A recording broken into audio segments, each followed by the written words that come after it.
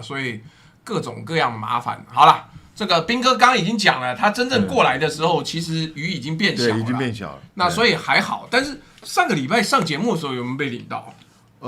有一天雨超大，然后那一天就是有被淋到一点，不过那天还好，因为我那天那个鞋子刚好还蛮防水的，所以就比较没什么差。穿那个战斗靴就对了。那双人家号称是雨鞋，干真假的？那好，那这个既然兵哥这个礼拜没有怎么样受到影响的话，我就还好，我就归在家里不出门。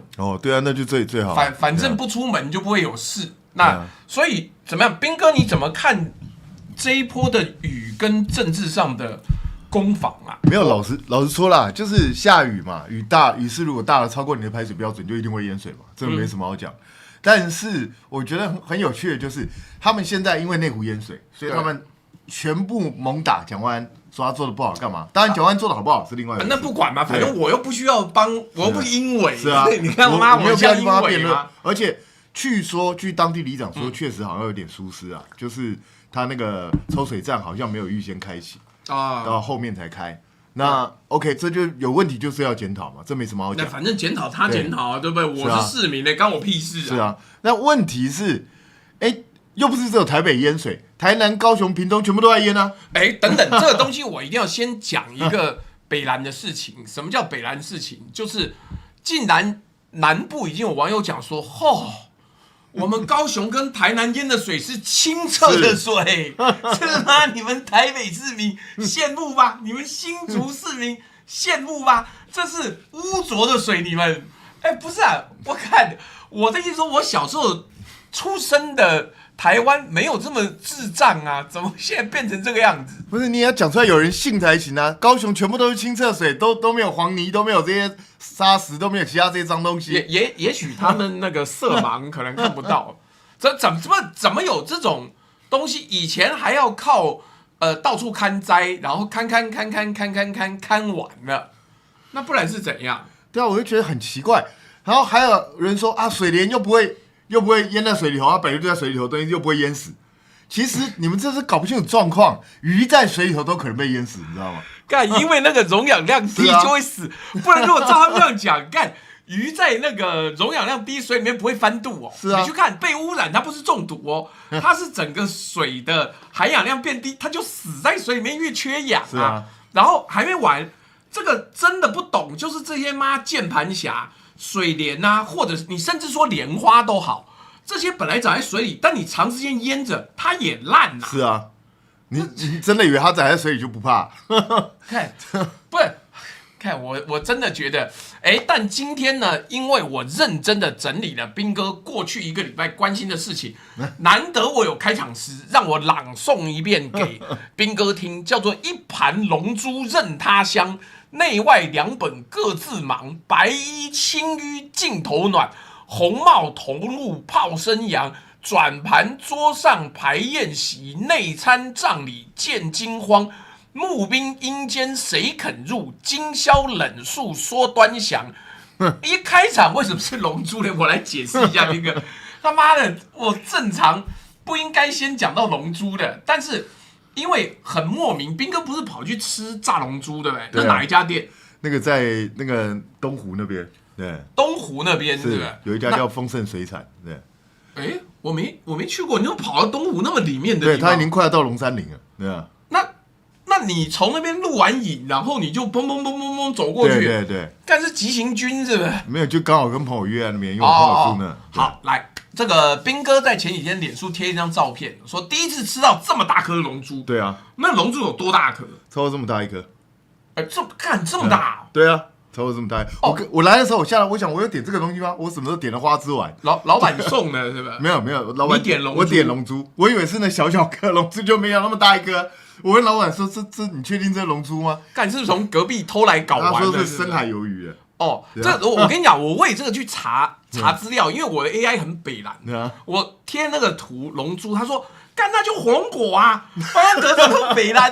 为什么你才北蓝呢？妈干什么时候龙珠是火龙果？因为有一些那个文化的东西他不知道。好，那偏偏那一篇底下呢，因为快炒店好吃嘛，龙珠又下酒，所以这个有网友讲说菱角也怕淹水，水生植物不是不怕下雨啊，废话，水多了当然会多啊。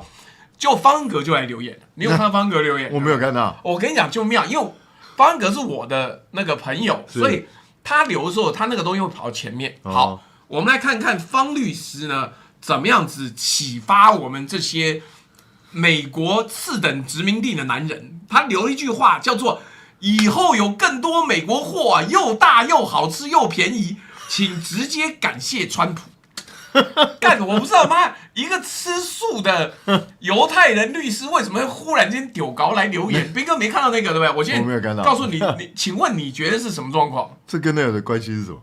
好，我跟你讲，妈，方恩格也是给我搞了一个洞，就是我把它贴下去哦。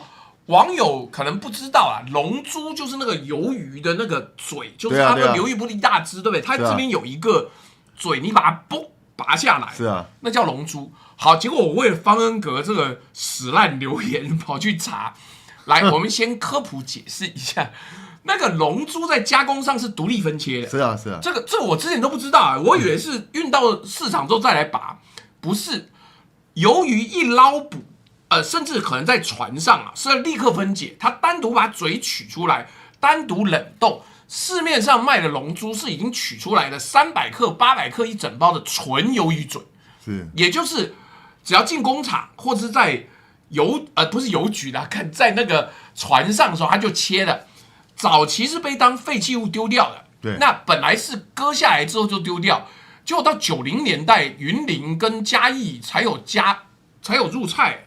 是哦，对，这么晚才出现，我不知道。就是相对来讲，所以好，龙珠的本质是下脚料，结果方恩格讲也没错，干见鬼了嘞！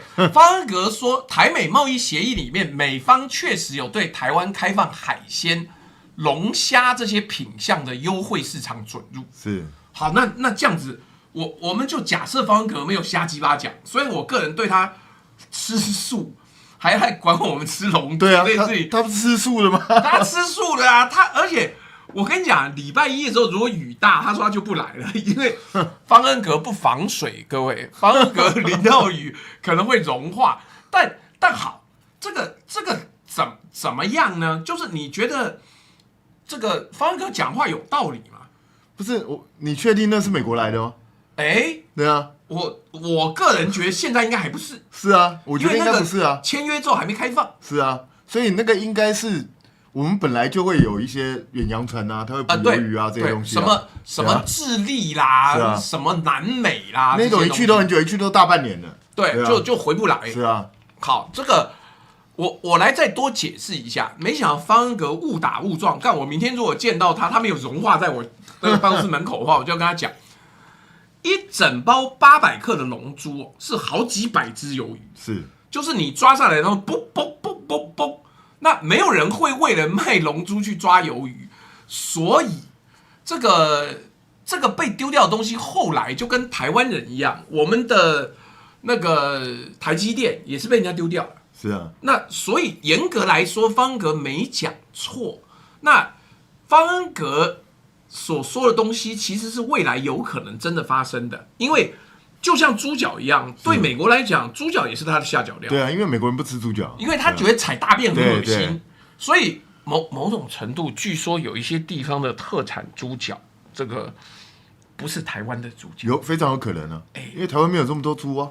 对啊，台湾没有那么多猪，一只猪只有4条腿。是啊，像很多人都不是去金门吃牛肉干吗？请问一下，你去金门的时候，你看到几只牛？也没有那么多牛这就是妙的哦。什么猪脚在台湾其实没有那么大的产量，但还有猪大肠也是啊。猪大肠台湾也没那么多猪大肠。对，因为其实大部分是进口的，因为美国人不吃这个东西，他们不吃内脏，他们尤其不吃中大便的东西。对。所以好啦，我这样讲，我明天会在笑方恩格。那其实他讲的可能没错，因为之后如果有竞争了，就是从美国的渔船也开始处理这些下脚料的话，我们可能价格会比较便宜。是，但没关系，我们再回来讲这个。我说真的，我真的，你看我这么常去这种海产摊干嘛？我从来没吃过这么大的鱿鱼嘴。深海鱿鱼可能他那一船比较大吧，就不晓得。他说那你看我给大家看，对，干是真的很大，这么大一颗我那时候看到吓到，你知道，就搞得好像都是章鱼丸。是啊，它那一颗跟花枝丸差不多大。我觉得很奇怪。而且龙珠还要比较大的热炒店才有。是啊。你一般去咸酥鸡店是不会有的，所以就我们也不能再多奢求它。但我想要问一件事情，我先讲一个东西啊，这也是我临走前看到的。PTT 有一篇文章说台湾的军人怎么会招募不到呢？因为实际上台湾的当兵的人的福利比科学园区还要好。干，请问兵哥这个话说得通吗？我跟你讲，你听到也呆了，我也呆了。福利如果比较好，那为什么招不到人？因为实际上放屁呀！他们在胡扯，他这逻辑不通，应该是福利不好才招不到人，福利好还招不到人，那怎么回事？我先讲了，它背后为什么会讨论到这个东西的原因是台湾的边线比现在有很大的问题。边线比是什么？我再多解释一下，边线比就是编制，譬如说一个连132人。那现在的边线比呢？据说除了特别示范单位之外，已经低到7:5了。对，7:5就是132人的连队呢，会少到只有80几个人。那兵哥，你也当过兵，我也当过兵啊。那一个连如果只有80几个人，要怎么运作？那基本上，我跟你讲，那些负责业务的人就忙不过来。因为他业务量就变超重，没有别人替代他，做不完啊。对啊，做不完啊。我以前在负责参医的那个工作的时候，我是旅参医，我每天做到2点才能睡觉。是啊。而且2点睡觉的原因是因为可以让你多睡1小时，就是你可以6点起床，你可以补休到7点。但你每天就只有5个小时。是啊。那说真的啦，我们一般就是在战场上，假设一个部队战损3成，这个部队就必须要拉到后方去整补。整编了。对，不然他的战力就会消失。那你还没有开战，你已经掉了3成了。已经掉3成了。而且我这样讲这个部队到目前为止，门口站哨，然后那个厨房伙房兵，这个洗衣服后勤整补这些东西呢，都还是当兵人在做。是啊。那这样要怎么打仗？不知道。他其实基本上，他现在一般业务他就做不完了，所以他训练的时间恐怕会大幅减少。不就这样吗？不要说训练的时间我觉得什么时间都大不减好。但我们还是要分享一下他的说法，让兵哥笑一笑。他说你们讲科技业薪水很高，忽略了职业军人的隐藏收入。第一个，第一年的伙食费，干嘛猪食当然不要钱啦。好，再来免费的住宿，他妈没冷气耶，免费的住宿。再来，服装还配发，你不需要去夜市买或者什么，还有教育补助、医疗减免，你等等。我记得以前教育补助跟医疗减免被删掉了啦。我家以前是军眷我记得现在好像没有以前那么好，早期是有教育补助、以前几乎全额还是半额补助现在好像没有这么好，对啊。好来，而且那是职业军人才有啊，一般对啊，一般没有，义务役现在还是1小时8块钱。好。那还没完他还说军人没有无薪假，而且有丧葬补助，子女抚恤呢会给5个月。你看这很棒，对不对？他特别把你家你爸妈，你爸死了，你妈死了，你儿子女儿死了，补助你5个月，这个当做福利。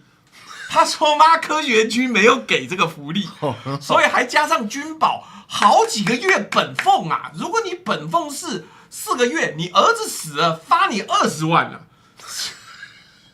干，我有时候真的在 PT 上看我很想讲一讲，妈干就流下血。那这么好，他为什么不去签？那这么好的，为什么你家不多10几个儿子？你看这福利多少？只要你全家死光，你就发。对啊，全家死光，可能炒股也不太够你全家死光，假设死5个人，要发25个月的本俸。如果你本俸是4万块的话，也没多少，也就100万。所以各位不用当兵，怎么会用死全家来算这个福利？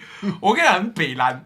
然后的确有现役军人留言说我领第2类战斗加给，加上领导加给，扣掉伙食、健保、军保、所得税，实领6万。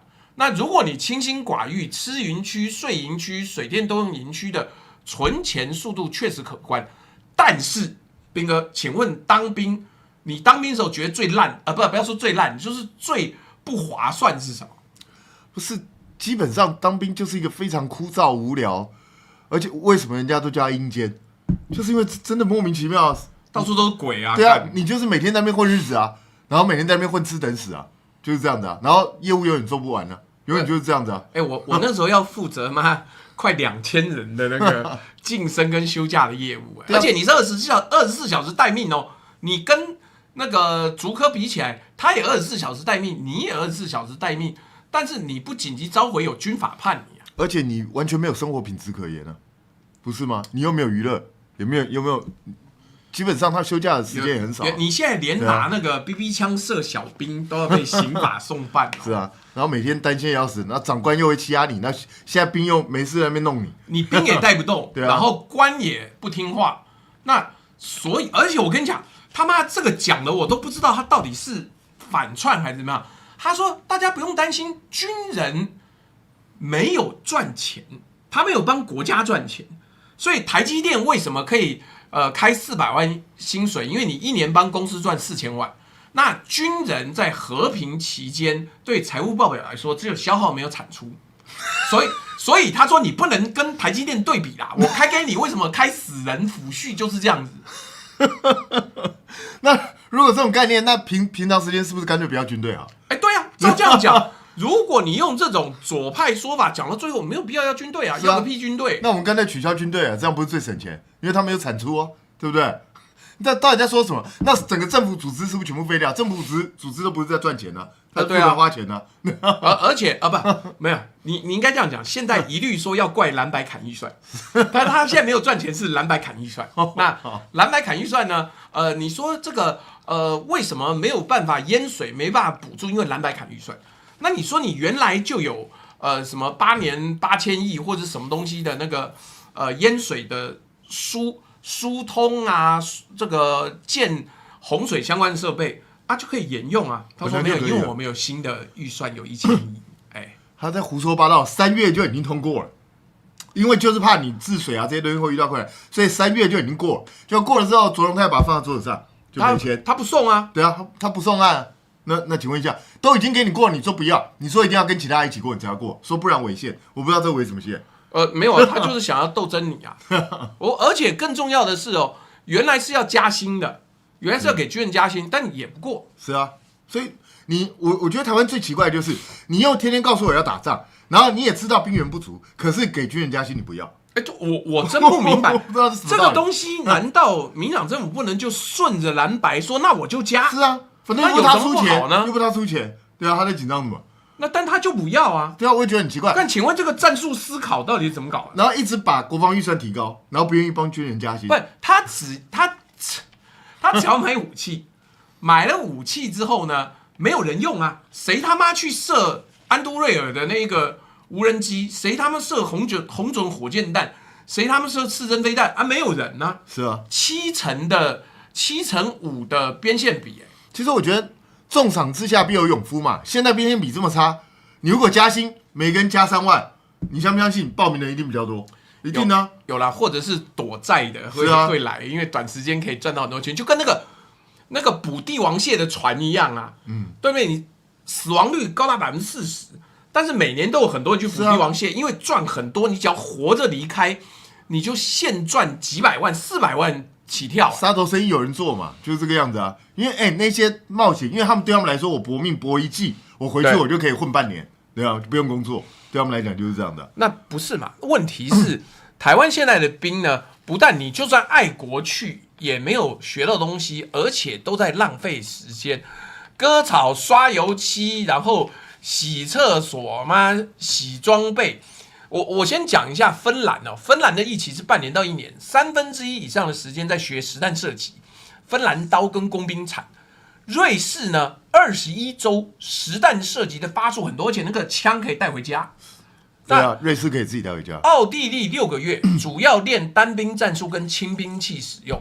这些国家的役期甚至比台湾现在1年还短呢。那人家怎么没有兵役问题？人家怎么没有兵源问题？怎么没有当兵是浪费生命的全民北宋？因为我们的军队为什么让大家很堵然？就是军队有时候都在做一些狗屁倒灶的事情。其实你绝大多数的时间都跟战斗无关，无关，你都在做一些奇奇怪怪的战斗扫地、战斗割草、战斗捡落叶。哎，不，你如果觉得我们在瞎鸡巴讲，你去看看国防部外面，平常白天只要有部队人走出来，都在割草捡叶子。是啊，所以当军队不务正业的时候，你绝大多数时间不是在训练他的战斗技巧，而是在做一些莫名其妙的业务。大家当然不会有士气嘛，大家就是混吃等死，不然等什么呢？所以只要有机会能够退就退，除非你是有机会升官的，不然的话正常都能够想退就退，想跑就跑，对，都是这样子啊。所以我觉得部队的问题已经几十年来大家都很清楚，因为台湾其实照理来说是全世界最容易了解军队问题的国家。为什么？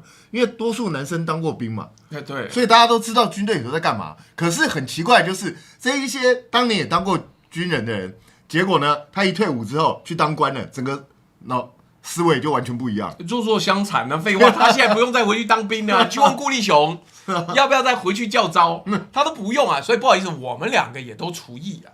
你除非真的要打仗，紧急时间你在街上拉夫，然后我在那个超级市场买东西的时候，忽然间咻被抓走，否则依法征召不到我们。是啊，问题是，老实说啦，就算战争发生了，你真的去抓兵，或者直接这样硬把他拉去军队，请问一下，这种人会有战斗力吗？根本没有啊！你没有经过训练有什么用？对不对？那而且我这样讲，现在又恢复到1年了，很多人忘记我们以前最麻烦的地方是什么？我在真正进到军队里面之前，我不能去台积电报道。是啊，我去台积电，就算台积电让我报道，我学6个月，他妈我马上被抓走了，然后我就要去当兵当1整年。那要拼事业的，要创业的，要学台积电的机台操作的，那现在怎么办？老实讲，我一直觉得啦，台湾因为我们台湾以前是征兵制，后来有一阵子想要把它改成募兵制，但是现在改一改又改回征兵制。那可是说真的，如果你真的认为兵源真的不足，那你就强制征兵啊，要求所有人都去当兵啊。而且加强役期嘛。是啊，南韩大韩民国是要3年呢，2年半到3年。是啊，我觉得甚至你现在要当男女平权的话，你叫女生也去当兵啊。对啊，对啊，但他不敢啊。对啊，他不敢做这件事啊，所以这样就会解决兵源的问题啊。然后我觉得军队里头很多业务直接外包，就是包括什么站卫兵啊什么，其实直接外包。你军人，你既然招他来了，你就好好训练他战斗技巧，训练他本职该做的一些事情。其实像我们以前很多那种，因为很多同学啊都去当过各个部队都有，像那种飞弹部队啊，他们就是一直做其他的这些跟飞弹无关的事情，然后等到最后有模拟发射一次，发射完就退伍了。那这样子，我们要感谢那个当年雄风飞弹的那个发射员，那个是很不容易的按一次就打中，看了不得。嗯而且真正有最大的问题是，我们连实弹那个东西叫做介受弹。你可能常常前阵看到台湾的部队演习飞弹，他妈瞎鸡巴射，或者是打中没爆。为什么？因为台湾的演习呢很可怜，只能用介受弹，不是蒋介石那个介受，是寿命快要到的，或者是甚至已经过期的那些飞弹。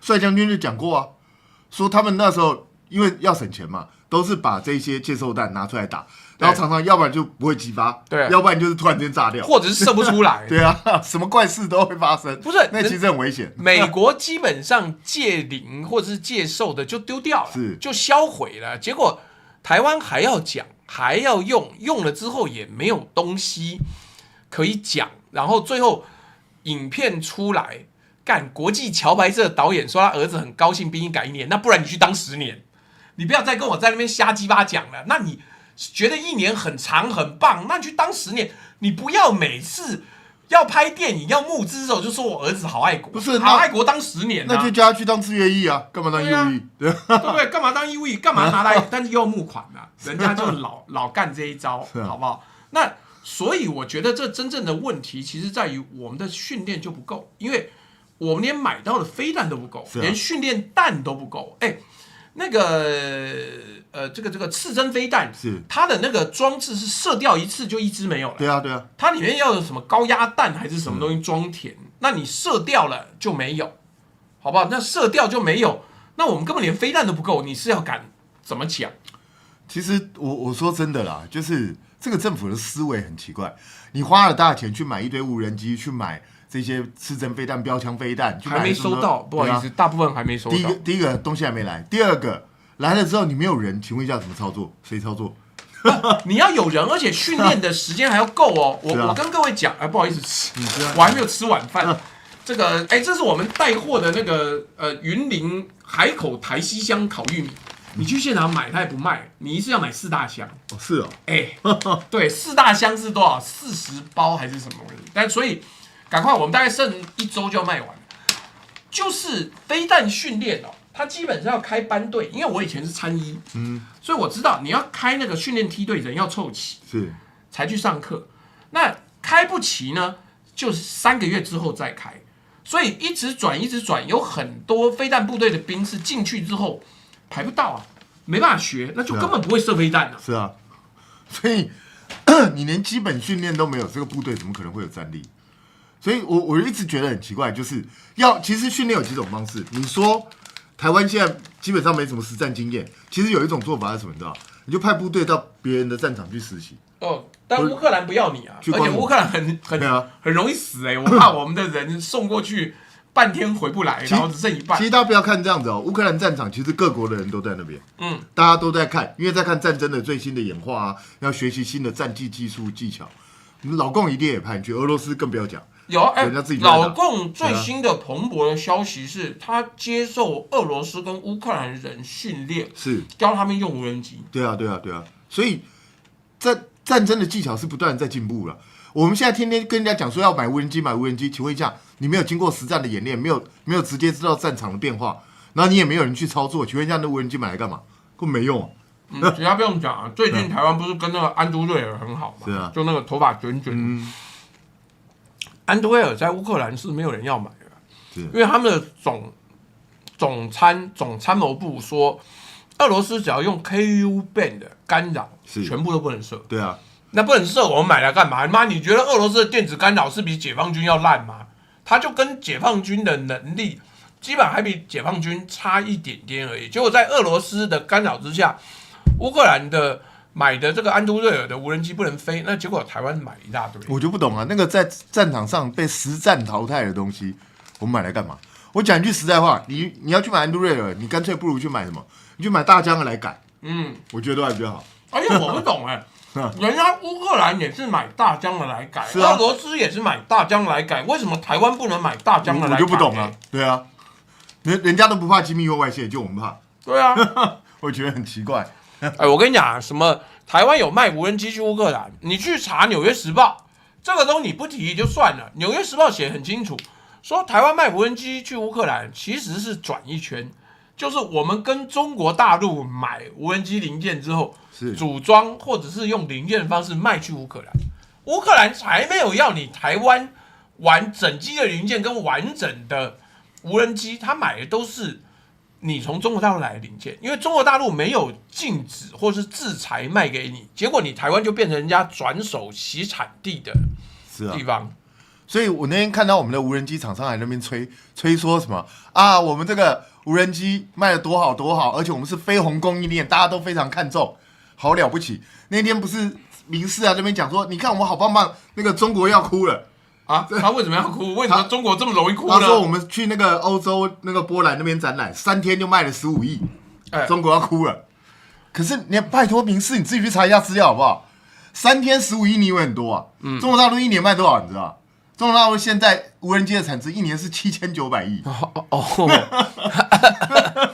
你到底在讲什么？那个可能笑哭了，说干你买15亿就可以做新闻，这个真的很尴尬。这个是真是笑着笑着就哭了。来，我要念一下斗内后面我们再把那个台风的问题、全国的状况稍稍再多讲一下，因为今年基本上就是台风年、淹水年。地震年、灾害年，因为只有在这个时候，台湾的政治才会关切这种事情。那因为会影响选举。这次委内瑞拉地震很惨。有看到。来 ，Sylvia Chang 说支持朱大继续寄下酒菜跟有情义的兵哥。Silver 呛说情义打错字，再走那一次。Silver 呛说，然后使 Apple 又害我又打错字，谢你为了打错字连抖3次啊。OK， 奥斯卡说兵哥祝大晚安，小斗请啤酒。刚刚有网友讲说兵哥喝的泡沫很多，那是什么酒啊？干不是啤酒，那个叫云炮是一种新的台湾的。然后它那个一开，现在一般一开是开一个口嘛，好像是阿萨里的技术转移，对转移的，对，所以它泡特别绵密嘛。然后它那个第一个泡特别绵密，第二个就是你一打开，如果你手一直握它，因为手温度，对不对？对，它那个泡会一直往外冒，听起来不太方便所以我们就应该丢着干，不要去碰它。它还蛮甜的，我觉得蛮好喝的，对啊，你下次可以有机会可以去买一买。我有听说啊，但我还没有时间买。最近好像在特价，对哦，真的哦。对，好，这个 Sosha 说这一定要送。那坏掉龙酒说，请支持复古法郎杯单人阿尔巴老猪兵按赞分享加群热推购买商品，也请为老猪祝福打气，谢谢。想躺平的我看不到他后面几个字。他说为下午战锤那一集补了，因为我下午在讲那个战锤40K 非常冷门的东西，然后同上只有300多人，但没关系，还是照讲。邦邦蓝色旋风说伟汉北城卧龙凤雏得一可安天下，绿营得其二，评论界糗爷功力加成，2628怎么输？这跟他们评论的准不准无关呐、是绿营会竞选，蓝白自己妈嗝屁。但那个 Evan 1978说谢谢朱大，中午介绍战锤40可以感谢欧姆塞米亚之大能。Chris Wang 说马总统时降到最低4个月，小英临下台又恢复成1年，难道当时小英不看好莱尔总统？等一下兵哥帮我们解说一下为什么会有这个变动。然后我们的抖音那边有布鲁什跟刘翔，还有台湾正极国泰平安万事如意。这个 TL 说老朱说到重点了，可惜之前没人理我去 follow 这条线，都是，但有的时候不能夺人的财产啊，不然怎么讲呢？然后 Ben 6319说，其实我在大陆东南沿海，我确实害怕台湾真的成功发展自杀式文技。不好意思啊，那乌克兰没有要技术转移啊，那他也没有要卖哦，所以除非台湾能够打破那个封锁，否则台湾也买不到2500公里射程的无人机。而且更重要的是，泽伦斯基上次还骂台湾。是啊，他说妈，你搞什么东西？你既然这个卖这个晶片或者零件，你给俄罗斯，你可恶，你混蛋！台湾就很低调说，你不然有事跟我讲嘛，不要这样子公开骂什么东西。叮叮叮说，台湾这边一堆名嘴，每天都在说中国快完蛋，已经20几年，问题是中国完蛋了吗？没关系，他们会继续再讲20不，他们张家墩呐，然后那个民居正啊等等等，他们开心就好。但我要问一下，那个兵役的时间改变是怎么样？其实当时马英九为什么会说到4个月？本来是要以后根本就全部改全募兵制，因为就觉得说就是大家都不想两岸关系，对两岸关系和缓了嘛，然后就觉得说不需要这么多的这个兵员啊，我们以后就全部用募兵开采精兵制，就变成一支小但是反应速度快，然后打击力量强的，暗防跟海防，对，就这样就好了。那结果到了蔡英文执政之后，就觉得不对，这样子下去不行，然后就美国也给压力，美国当时其实就希望我们全民皆兵，因为美国就希望把台湾变成一个刺猬岛，然后全部大家记不记得当时美国不是有个议员讲，你们应该全民备 AK-47啊，然后每天还有 AR-15，他妈两个人还不先讲好，我们一人还要2种不同的枪，是啊，然后还有警察局里头都要放刺针飞弹、标枪飞弹啊。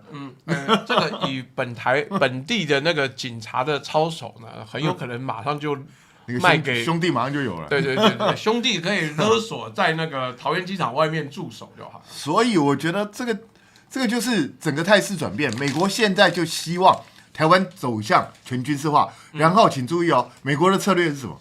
美国策略是没关系，晶片这些为了安全，你就移到美国来。对，然后他说我是为你好，是，然后其他的你台湾就想办法把自己打造成刺猬岛，每一个人全民皆兵，每一个人都去受军事训练。那这样子老共打过来，你虽然不一定会赢，但至少可以拖住老共一段时间，让老共损失惨重。这是美国的想法。这个我要再补充一下，他想法更低，他根本不觉得你能拖住，但是他让老共一直增加国防军费，这样就够了。拖住他是让他做战争准备，但不需要真正打仗会赢，或是能够拖到赢，就这么简单。但是我说真的啦，就是很多人都说，你看这次伊朗战争也好，乌克兰战争也好，你看军力强不见得打得赢吧，只要我们有这种无人机啊，这些不对称的这个作战方式。但伊朗有很多弹道飞弹，它还有超音速导弹操妈，台湾是怎么样跟他比？不是，我觉得你们是不是忽略一件事情？伊朗跟乌克兰都比台湾大很多大非常多对啊，乌克兰60万平方公里，伊朗100多万平方公里。台湾只有3万6千平方公里，你根本没有地方躲，你知不知道？所以我真的觉得很好笑，人家可以这样作战，为什么？因为他战略纵深够。对啊，他可以拖。那我们呢？我们战略纵深在哪？你根本没有这个战略纵深去跟人家打。哎呦，拜托，之前不要讲，他从淡水进来啊，是啊，直接坐捷运就可以到台大医院站了，然后就到总统府了，干屁呀！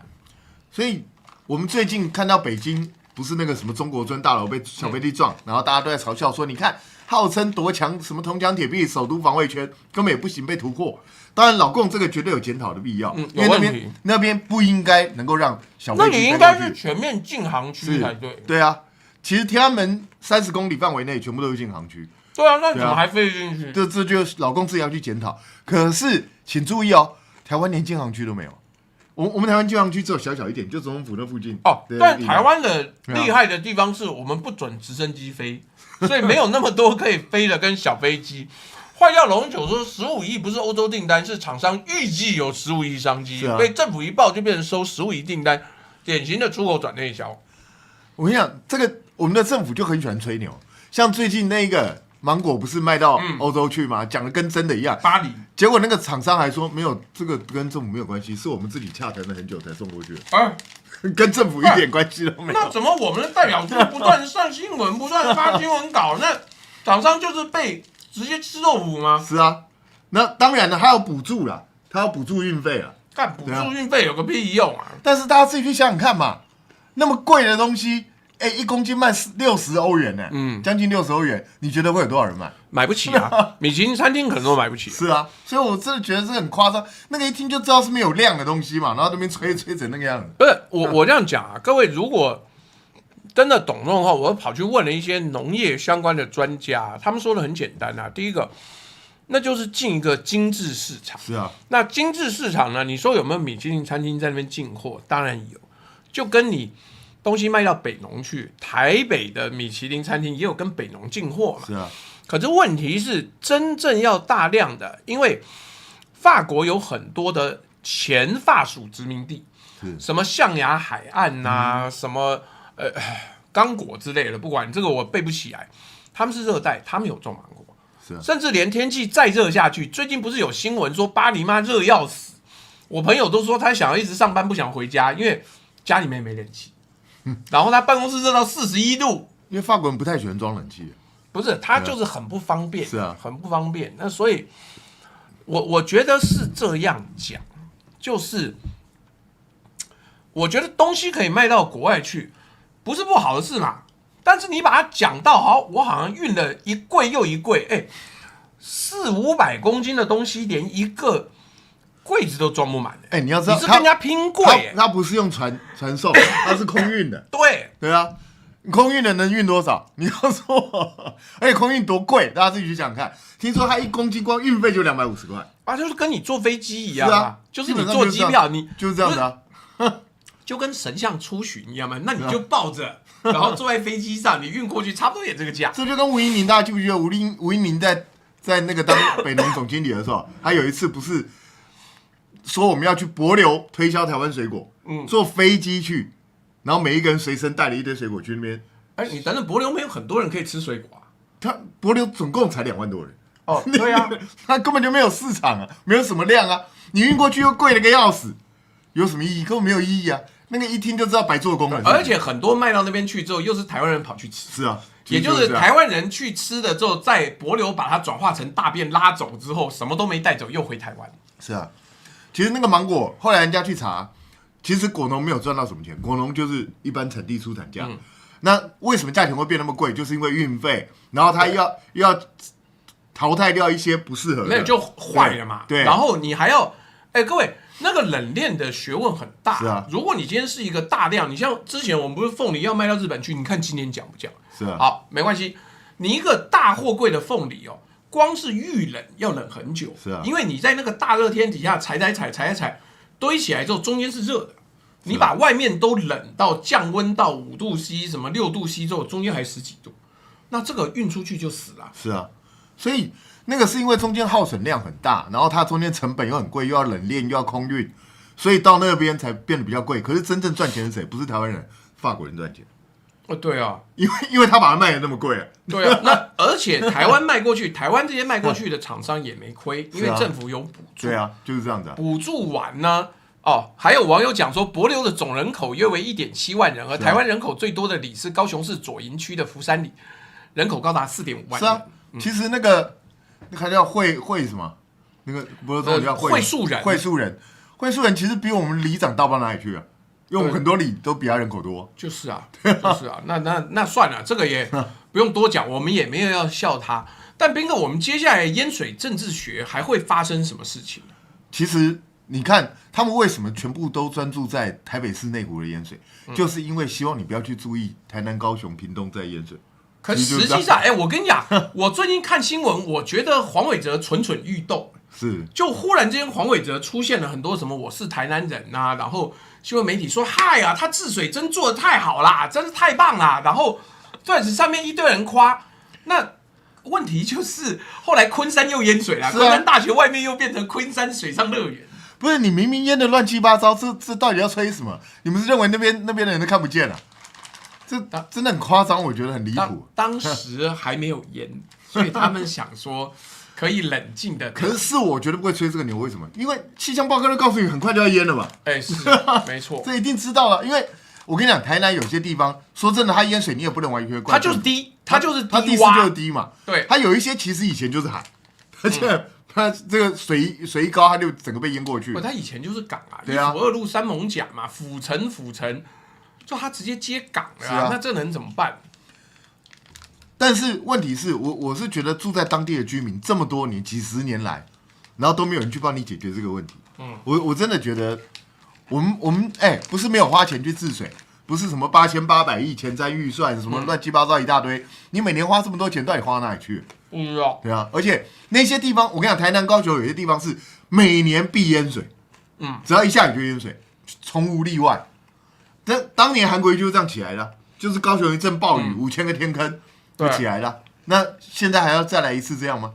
不晓得了。现在不会了，媒体控制比当年要强太多了。因为赖月龙跟邱莹昨天才去视察，视察完之后，昨天下午就淹水，就是这样。我不知道视察什么的。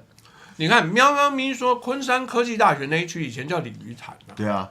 它就是一个潭呐，那就低洼，那你说怎么办？你硬是把这个地方开发出来啊，每次一定淹呐，所以没办法。对啊，所以我真的觉得这种都不要吹牛。内湖淹水当然有它需要检讨的地方，但是它超过排水上限也是事实啊。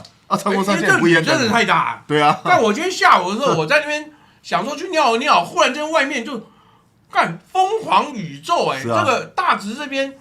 3点多的时候，疯狂宇宙，然后下那哗啦哗啦，我以为我听错，我跑到外面一看，真这么大雨啊！是啊，昨天雨很大，我昨天在那边吃那个海产喝啤酒的时候，外面那个雨真的稀里哗啦，超恐怖。那渔民直接划船送来，对不对？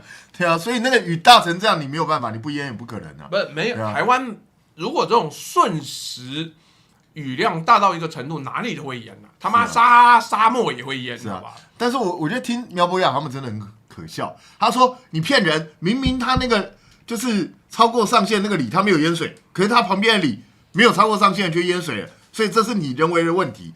我觉得苗博雅是有病，你是不知道人往高处爬，水往低处流吗？没读书，因为下雨下得多，但是跟水流到哪边是无关的。他如果宣泄的好，那就流走了。是啊，流走就到宣泄不了的低洼地方嘛。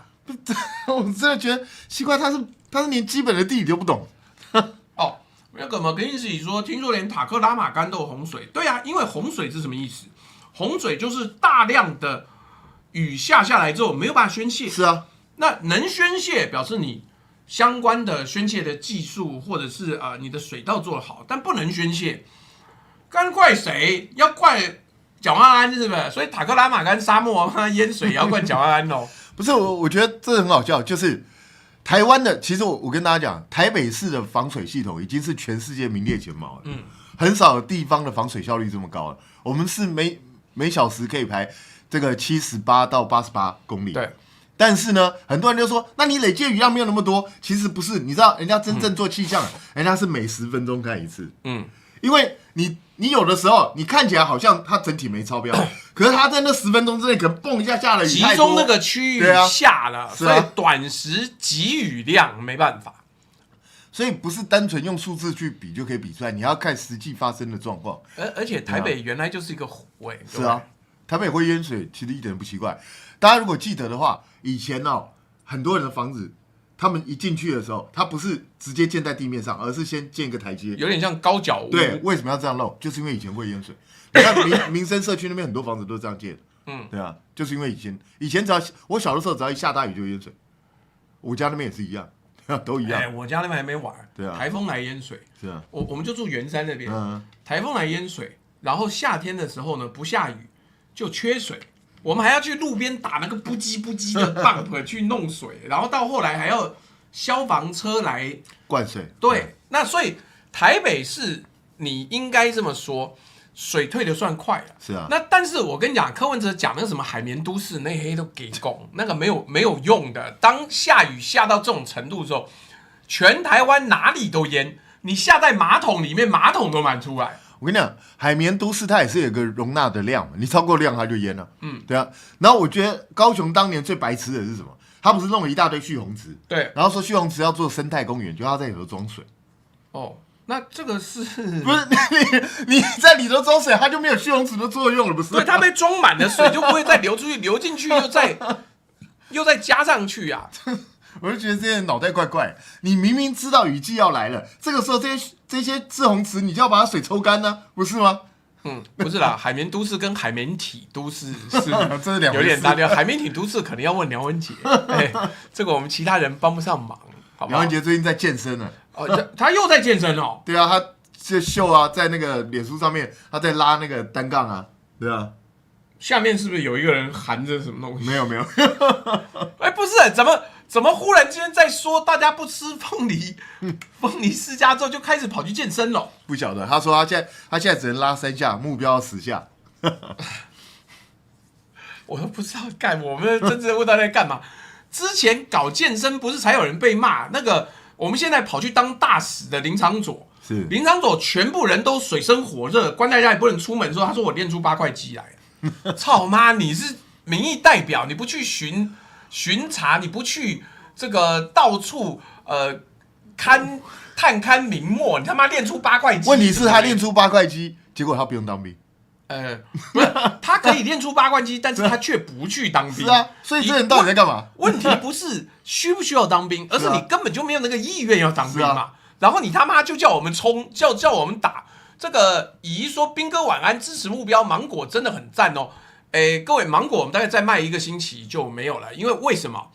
因为第一个7月中差不多也是产期结束了。是。第二个，雨下成这样，你觉得它挂在树上不会掉吗？被打掉很多。对啊，它被打掉很多之后，更重要的是，我们那个合作信丰的香肠很赞，很好吃哦，大家有空记得要买。你知道信丰他说他屏东他开路上他寄那个影片给我，他说屏东路上都淹水。那我说会不会有猪投奔自由？他说这个我不知道，没有看到。所以真心要讲，不知道下礼拜还会不会再下雨，再下这种大雨就没办法。这个老实讲，现在极端气候是越来越多了，所以我们自己要有心理准备，以后经常会出现这种忽然大雨、忽然大风、忽然各种状况都会有，所以尽量不要出门，大家都当宅在家里面。那所以这个德国1年365天都有芒果，为什么？它从外面进口啊。哦，对啊，因为我想德国应该不产芒果吧？没有，德国它那么冷，以那个温度来讲，可是实际上你只是不能负担那个运费而已啊。对啊，你可以从南半球进芒果啊。是啊，就是贵而已嘛。那你像那个其他不用讲啦，日本吃的大部分芒果跟香蕉都是菲律宾的。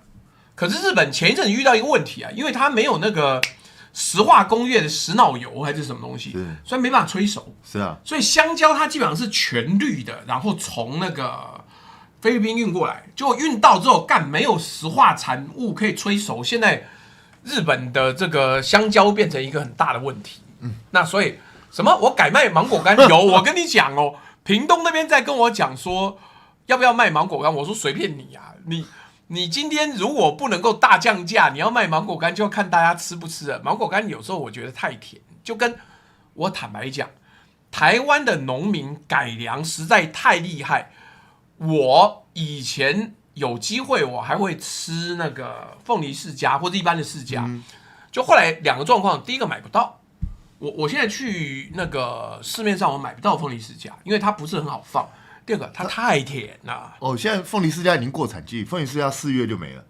但就是太甜，它在产季的时候，我就觉得，这真的太甜，跟冰淇淋一样，你叫我一次要吃完一个。我是不喜欢吃太甜的东西，对，所以现在水果真的超甜。台湾人有一个困扰，就是我们水果都甜。好，等等，要去看那个刊摘，我们必定要讲到我们最敬爱的伯阳兄。在讲到伯阳兄鲜衣怒马，一身白衣去清淤之前，我要讲一件事情。等等，我有一件事一定要讲。我上次看到你，我忘了讲。我朋友跟我讲，绿营很多高知识分子是。就跟沈富雄有一次讲，他们真心喜爱沈伯洋，他觉得沈伯洋好棒。你看在国外读到这么高的学位，回来台湾这样做，那真的是又聪明又好，什么话他都可以瞎鸡巴讲，什么事他都瞎鸡巴做，太棒了，简直是新时代的神。这个话让我听了有点害怕，我等下再跟斌哥讲。你确定他们是高知识？等等，还真是有那种什么律师、教授、博士的。但听一听我就害怕，但斌哥这是真的我他妈吓死是啊，我就觉得很奇怪，就是这些人的书到底念到哪里去了？沈伯洋讲的话，大家仔细去听，他从他出来参选到现在，他到底讲过哪一件可以实行的东西？战斗陀螺。对啊，我就不知道他讲的话，其实有讲的跟没讲差不多。而且但看起来都是随便 Google 来或 AI 问出来的东西，我觉得看起来就是这样子啊。像最近就在什么家庭资源计划，然后就扯，跟那原来台北就有做啊，这本来都有做啊，而且也不止台北，各县市政府都有在做，结果他好像完全不知道这件事。对啊，而且我真的觉得很奇怪，就是你要去看灾，你要去救灾，要做秀，都 OK 没关系。请问一下，穿一身白，还特别选了一个白色的雨靴，我这辈子没有看过白色的雨靴，我第一次看到。等一下。那个沈伯洋跟鱼市有很密切的关系，你看过的白色雨靴多半在超级市场跟鱼市里面，他是穿那个。他为什么要穿白色？我觉得很奇怪。然后他还要穿个白上衣，你不是要去协助救灾吗？协助救灾穿白色上衣，白衣白甲赵子龙啊，那你要不要骑个白马？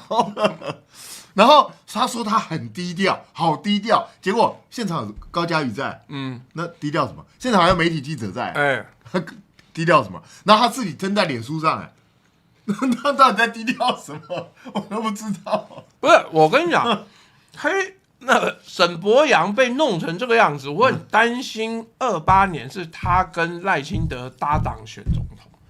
你知道萧美琴跟赖清德其实不合拍啊，是啊，萧美琴是英系的，是蔡英文最好的好朋友。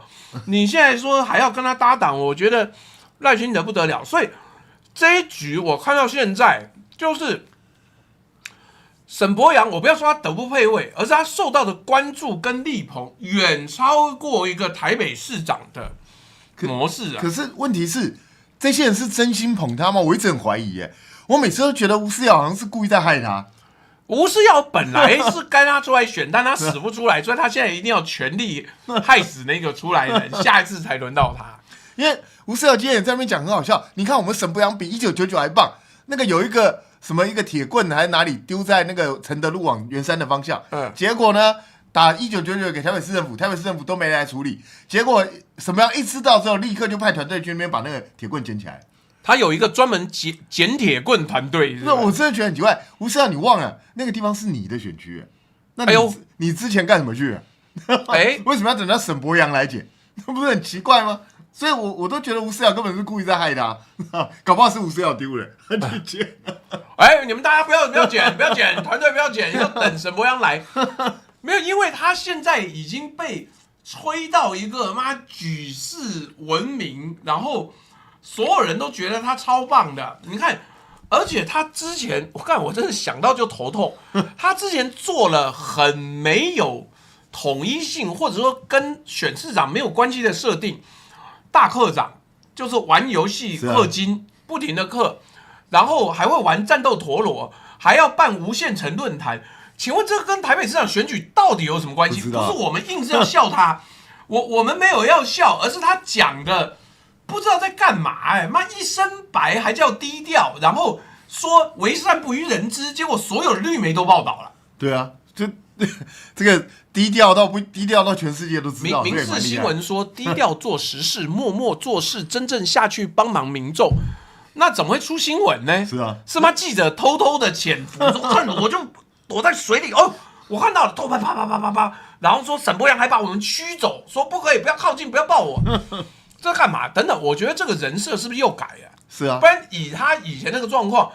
应该要请一整个歌舞队，嘣嘣嘣嘣嘣嘣嘣嘣嘣嘣，然后沈博阳在那边跳8+9这个跳舞。我在想，这一次出这馊主意的，是不是就是上次帮何伯文出馊主意那个？很难说有，因为看起来套路是一样的，就赶快跳下去。其实我说真的，何必这么 gay 掰呢？老实说啦，不正常就是发通告嘛。是啊，发大家记者来啊。大家有没有注意到一件事情呢？沈博阳在没有选举之前台南淹过好几次啊。对啊，请问一下，他有去帮忙吗？没听说。对啊，都没去啊。你不要说请问了，他就没去嘛。是啊，然后上次花莲他不是也说他去救灾吗？请问一下，他做了什么？他拿那个铲子在挖。对，就这样子而已啊。所以又来搞这一套，那像话吗？我觉得，哎呀，这个。你这样子去捧他，硬捧，其实让大家觉得很好笑而已。所以他自己又改了。他说：“大家千万不要再说我讲的帅了，因为帅不帅呢？大家可以评断出来。”然后那是为什么？因为张孝全也中。张孝全被问到说：“孝全啊，这个请问最近有一个竞选那个台北市长的人沈博阳，大家都说他长得很像你，你觉得怎么样？”张孝全说，然后旁边的所有人说。所有人的脸超歪了，不是他妈，我就吓到了。所有人想说，我好不容易做了一个 Netflix 的片子，我来开一个记者会，干你还跟沈博阳有关哦。就后面的主持人讲说，没，我们没有要回答这个东西混过去。但张孝全的脸已经诉说了一切，到底是哪根毛长得像张孝全？不是我觉得他们就是瞎掰到一个极致了。而且他们越讲越离谱。那一天还说什么？沈博阳他们那些什么不知道什么解散，还应该要学 BTS 什么来一个什么东西？有。对啊，还有什么？台北他讲太多，我记不起来。张凌赫是，然后还有他只差没有说他长得像迪丽热巴而已。不是，我觉得他也像太多人了吧？他这个人长得这么奇怪，他练川剧来着，可以长得像这么多人。他什么人都像。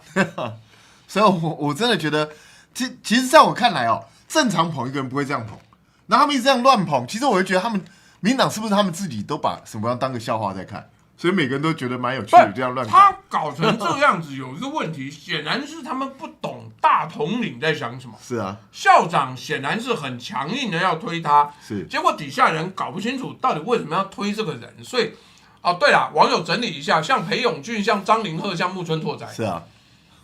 你到底是谁呢？妖怪可以像这么多百变博洋、变形金刚、变形博洋。可是我觉得他们这次选举的套路，其实跟上次陈时中有点像，也就是让他每天去那个体验一种新的东西啊，新闻，对，出一个东西。以前连胜文也这样做过啊。是啊，问题是用这一招不是都失败了吗？他为什么要再用这一招？我看沈博阳可能很快要去 gay bar， 我觉得。不无可能哦，不无可能哦，我觉得有可能会去啊，不可能，是不像鸟窝头，长相黑人牙膏，干你们真的很狠。但我这样讲，家里说的也没错，他们现在做的事是把车门焊死，让沈博阳下不了车。因为我跟你讲，你不要听陈慧文讲了，绝无可能。我也不可能。陈慧文还在那边讲，然后 TVBS 还做新闻说，哦，我跟你讲，有可能换掉，绝不可能。他是民进党不分区第1名，他是赖校长力挺，花了全力捧下来的人，他现在不能退了啦。你看过有人坐上了神风特工队的飞机之后中间跳伞的吗？不可能呐！对赖清德来讲，丢他的面子比什么都严重，他宁愿你与敌共存亡，撞上敌舰。真是没办法。可是说真的，他们本来叫什么样出来目的，也不是要他赢，他们也知道不会赢，但他们本来目的是希望去抓住蒋万安，把蒋万安拖住，让蒋万安没有办法发挥边际效应。可是现在他根本没有推不出蒋万安，光跟英伟就跟他打了他来来回回了，我就觉得很好笑。不是嘛？现在就是上4下4嘛，是啊，对不对？他就找一个下4，妈咬你稀巴烂，然后再加上。我跟你讲，民进党现在过爽了，因为每一个媒体几乎都是民进党的媒体，所以他们都关在同温层里面。那你现在随便丢个英伟，反正死猪不怕滚水烫嘛。英伟以前什么爱台10大建设还是13大建设什么的背不出来啊，那好像还被陈辉文弄的，对不对？那所以现在他就把他打，没关系。那现在民进党就是把你捧高高，让你下不了车。是啊，那赖清德是绝无可能退，因为他个性不会退，那所以他不会退，你就不要想。那所以陈辉文讲，真不可能，不可能啊，不可能，已经中常会讲了，除非他忽然之间一路拉肚子拉到11月底，不然真的不会。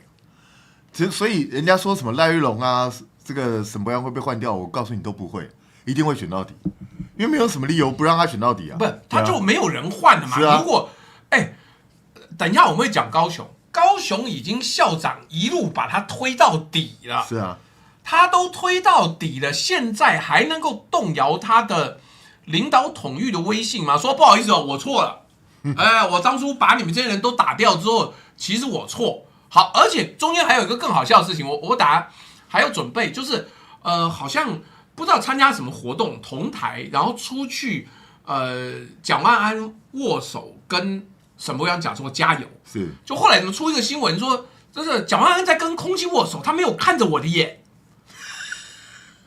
我要伯洋是不是真的很宠溺自己？人家跟你握手跟你讲话的时候一定要看你的眼。伯洋，我喜欢你。请你多多加油，伯洋。他无不无聊，这个也要讲。我不知道，这也出一则新闻哦，这也出一则新闻，到底是怎么样？不是我知道沈伯洋现在的战术就是不管蒋万安讲什么，他都要酸2句。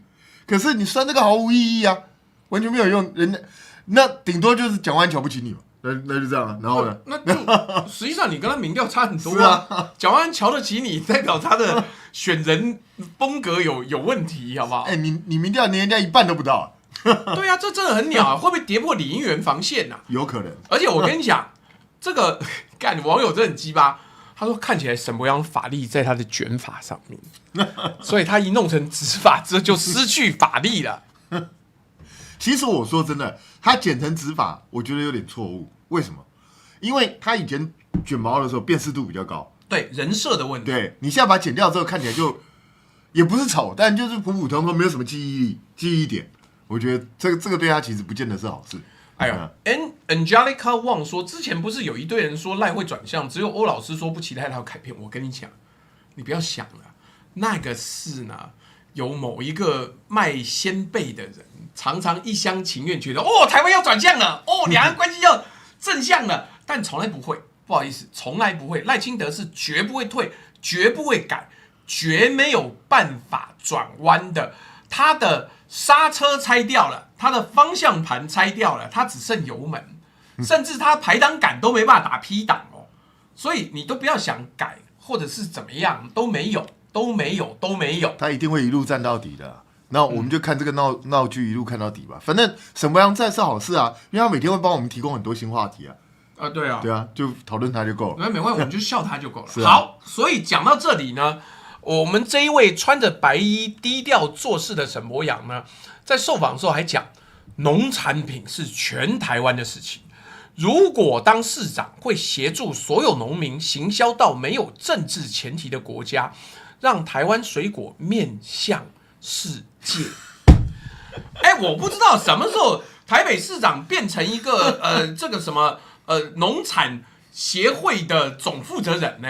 不是，台北有没有农产品？有，确实有，但是那个量很少，好不好？就是猫空那边一点点，然后一些小的农地，然后大概种一些小东西。那个我们在卖的蜂蜜，斌哥上次有给你那个鸭脚木，有没有觉得很特别？蛮特别的，苦干的。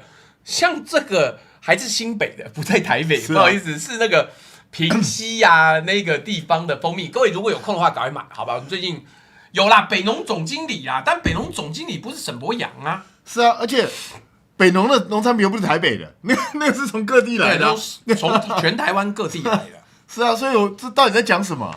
老实说，台北不需要你行销农产品，为什么？因为台北那个量这么少的东西哦，他如果不是早就有买家，他根本不会种。对，就没有办法。对啊，很多都是契作啊。是啊，契作很合理嘛，就是你先跟我签契约了，让我做，对啊，然后我才会做。所以你到底要行销什么，让台湾水果面向全世界？我讲一句实在话，你现在其实你不用当市长，你现在是不分区立委，你现在就可以做这件事啊。对啊，对啊，为什么要等？你现在就可以去花莲救灾哦。是啊，你现在就可以单枪匹马去把那个堰塞湖炸掉啊。是啊，我笑你不敢，我笑你不行。所以我就觉得他到底在胡说八道什么东西？这件事情跟市长没有关系耶。你这行销农产品，你随时都可以行销。对啊，所以我不知道他在胡说八道什么东西。陈艾伦啊，就是我们的那个丰裕蜂蜜的老板，他说台北连农民都缺。是啊，就没有嘛。我跟你讲，台北市现在还有农会哦，很多农会哦，但是没有农民。然后这些人都有农民的身份，他们为什么要留农会？因为农会很好赚钱，而且还有免税，是农民可以开那个免税的收据。是啊，那不是我们这样讲，那沈博阳为什么不把黑熊的任性行销背包种菜卖到全世界？我一直觉得他们当初到底是多傻，才会提出来背包种菜这么神经病的事情。你到底想要干什么？我都不知道。而且我这样讲，我们前面不是有讲，听起来沈博阳到目前为止他塑造的形象不是台北市长，是选总统是全国都归他管，所有东西都归他管。那我对台北市指指点点，是指指点点给你各位看的，因为我将来要走下一步。其实说真的，那如果他真的这么好，如果照绿营所讲的，他已经是有史以来民进党最强的候选人，什么台北市最好的选总统啊，小姐，对，那就选总统了。对啊，这么好的干嘛只给台北市？所以我就觉得这些人这样乱捧，我都觉得他们不是真心的，我就觉得他们是故意在害沈博阳。没有，因为沈博阳到现在都是抗中、中国渗透、农产外销。他只要开始台北市的内政，就是瞎鸡巴讲。是啊，各种瞎鸡巴讲。上次好，这个我们就问韩明哥啊，他到底有没有讲住办合一，或者是在内湖科学园区办公最好住当地？他没有直接讲，直接这样讲什么住办合一，但是他讲的是什么？我们应该尽量要让他能够在这个园区里头工作的时候，就直接住在这个地方。要不然睡路边对啊，你没有他买得起房子，他要怎么在园区里工作睡路边？所以你的意思其实就是住办合一啊，所以这有什么好讲的？所以我觉得他说什么我们故意曲解他干嘛？你真的是这样讲的没有错啊，而且事实是什么？事实是你以为蒋万没有做吗？过去的台北市长没有做，都做了。月光路就有社会住宅啊。对啊，大直也有社会住宅。是啊，你知道你大直捷运站走出来，有的时候盖很高，我都不知道那个要多少钱，那社会住宅。但是问题是，那社会住宅能住多少人嘛？就这么简单的一个道理嘛。半个1/10科学园区都种不下。是啊，所以每天在科学园区这么多人，20几万人挤进来，那请问一下，你当然会塞啊，这没有别的解决办法。礼拜一如果下大雨，科学园区就是内科一定会塞，因为所有人要开车进去。是啊，我上次不是讲过吗？我老婆来接我，结果从旧中路开到 TVBS，开了40几分钟。我跟你讲，我那时候曾经遇过，我很想路边拦一个 Uber，那个 Uber Eats， 跟他讲说你后座让我坐一下，麻烦，因为从那个中天赶到 TVBS 很近啊。是啊，你只是没有办法跑步，但你如果坐机车5分钟就到了，在那边钻。对，所以其实就是瑞光路这一条，在上下班的时间，其实走路可能会比坐车还快。我跟你讲，是有可能。真的没有。所以那一场访问，我其实也有看那个片段啊。因为当他这样讲出来之后，郑红莹就问说内湖房子很贵、对。那是郑红莹落实了你在讲这个东西，又不是我们弄的。而且他自己也说，对啊，很贵啊。那你也知道很贵啊？那请问一下，怎么住在那？那你说怎么说被人家栽赃？而且端午节又有一个北兰，我本来都不觉得端午节会出事，他端午节还是出事。我不知道你有没有看到他那个划龙舟的？有啊，就是很厉害，他是这样，这个铁桨水上漂。就是我跟你讲，真正划龙舟，你去看那个老共那边的麻阳传统龙舟赛，每一个人要尽量挖深。是啊。然后越挖越深，那个阻力才越大，你才能够让它反作用力往前走嘛。博洋就浅浅的，就跟他平常的市政一样，浅尝即止，浅浅的这样泼一瓢，真的是空滑王啊！对 ，Tech One 讲没错，就是这样子。你怎么就起来了？你怎么就起来了？是啊，其实我可以理解，就是。他太累了，各种各样瞎鸡巴活动他都要参加，妈又要在路边挖泥巴，然后又要在那边滑，就是又那个，看这很难讲，那个桨要越插越深越好，然后你要跟大家一起嘛？为什么？因为那个水流动力学就是这个样子。人家华王还说他核心现在在发抖，那很容易抖哦。这是怎么样？怪我是不是？这个，所以他那样其实是很用力的。我跟你讲，那个 Threads 上面看到一个瞎鸡巴讲，他说这是破风，这是破水。你不要看我们最前面那个滑的人呢，不需要挖那么深，他只要把水排开，让后面人可以减少阻力就好。干，你更屌了吧？沈博阳做什么东西，你都会找出一堆瞎鸡巴讲的，就哇，台北市民好幸福。哇，他真是一个国际级的市长，干去选吗？联合国大统领啊！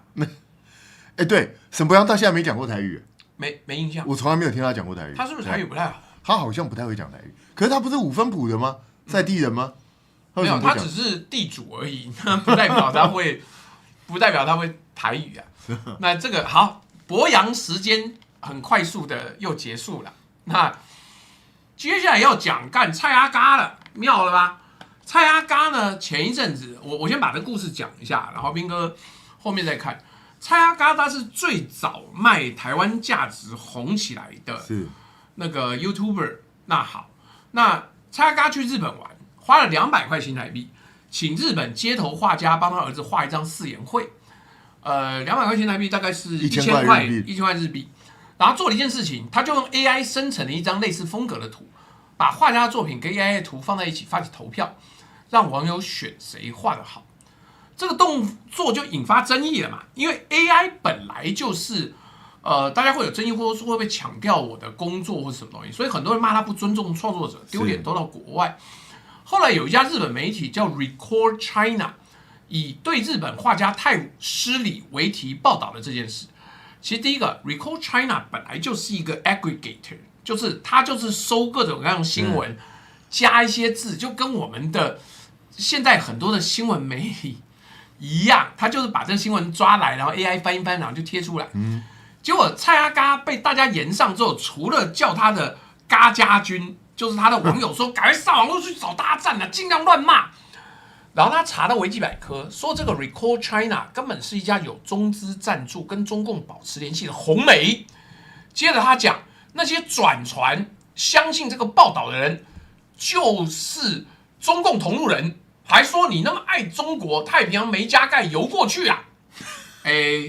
这个斌哥现在是什么东西都怪到这个中共同路人上就对了。不是，我觉得这件事情蔡阿嘎你自己后来也认错了，你也说这样子这个被骂是应该的，那你就认错就认错嘛，你现在就扯到什么网军，然后扯到中国大陆干什么呢？然后他现在最好笑的还叫嘎家军到处去乱战，然后反正而且他直接指导说，反正不要管他，也不用讲道理，上去就乱骂一通就对了。但被告他不负责哦。是啊，被告被抓，他不负责。而且我觉得那个嘎家军到底是谁这么白痴去参加这个东西啊？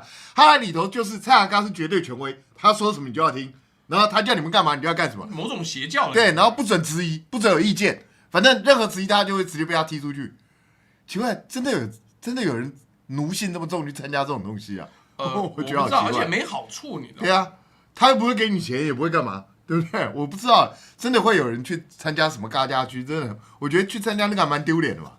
没有，但他们还是认真有一个社群，然后认真的在规划好。可是我觉得不懂，蔡阿嘎的逻辑是用40 B 去免除40 A。是啊，那你有没有做？有。然后你做了，是不是变成大家骂？是。那报道你的 Recall China 有没有中资背景？有。但是跟你做那件事情错不错有什么关系？是啊，没有关系啊。对，你拿这种东西问 A 答 B， 问 A 答 B 是怎么样？我跟你讲，其实我觉得他的目的，他知道自己被骂，他现在就突然间发现这个 Recall China， 他就可以，我可以把它转移到那边去，这样我就变得爱台湾，然后我就可以拉，因为我爱台湾，所以被老共欺负。他想要这样拉一波，我觉得就是这样的而已。那就拉一波，那是怎么样？而且最重要是报蔡阿嘎还是三立民视，是啊，那怎么样？所以他们也是中共同路人哦。我不知道，我觉得反正他当然不敢去讲三立民视啊，然后他就去讲 Recall China，然后就是用这个东西嘛。但是我觉得蔡阿嘎说真的，他本来也没什么形象，讲实在话，他本来就是台湾的低阶网红，是啊，就人多，他就是走那种很低级搞笑路线的。说我讲实在话，从他出现到现在，我从来不觉得他好笑，因为我觉得他的东西都太刻意了，就是演的很假，你知道吗？所以但就我完全台不想看湾有些人爱啊，对啊，就是这样子啊。所以没办法。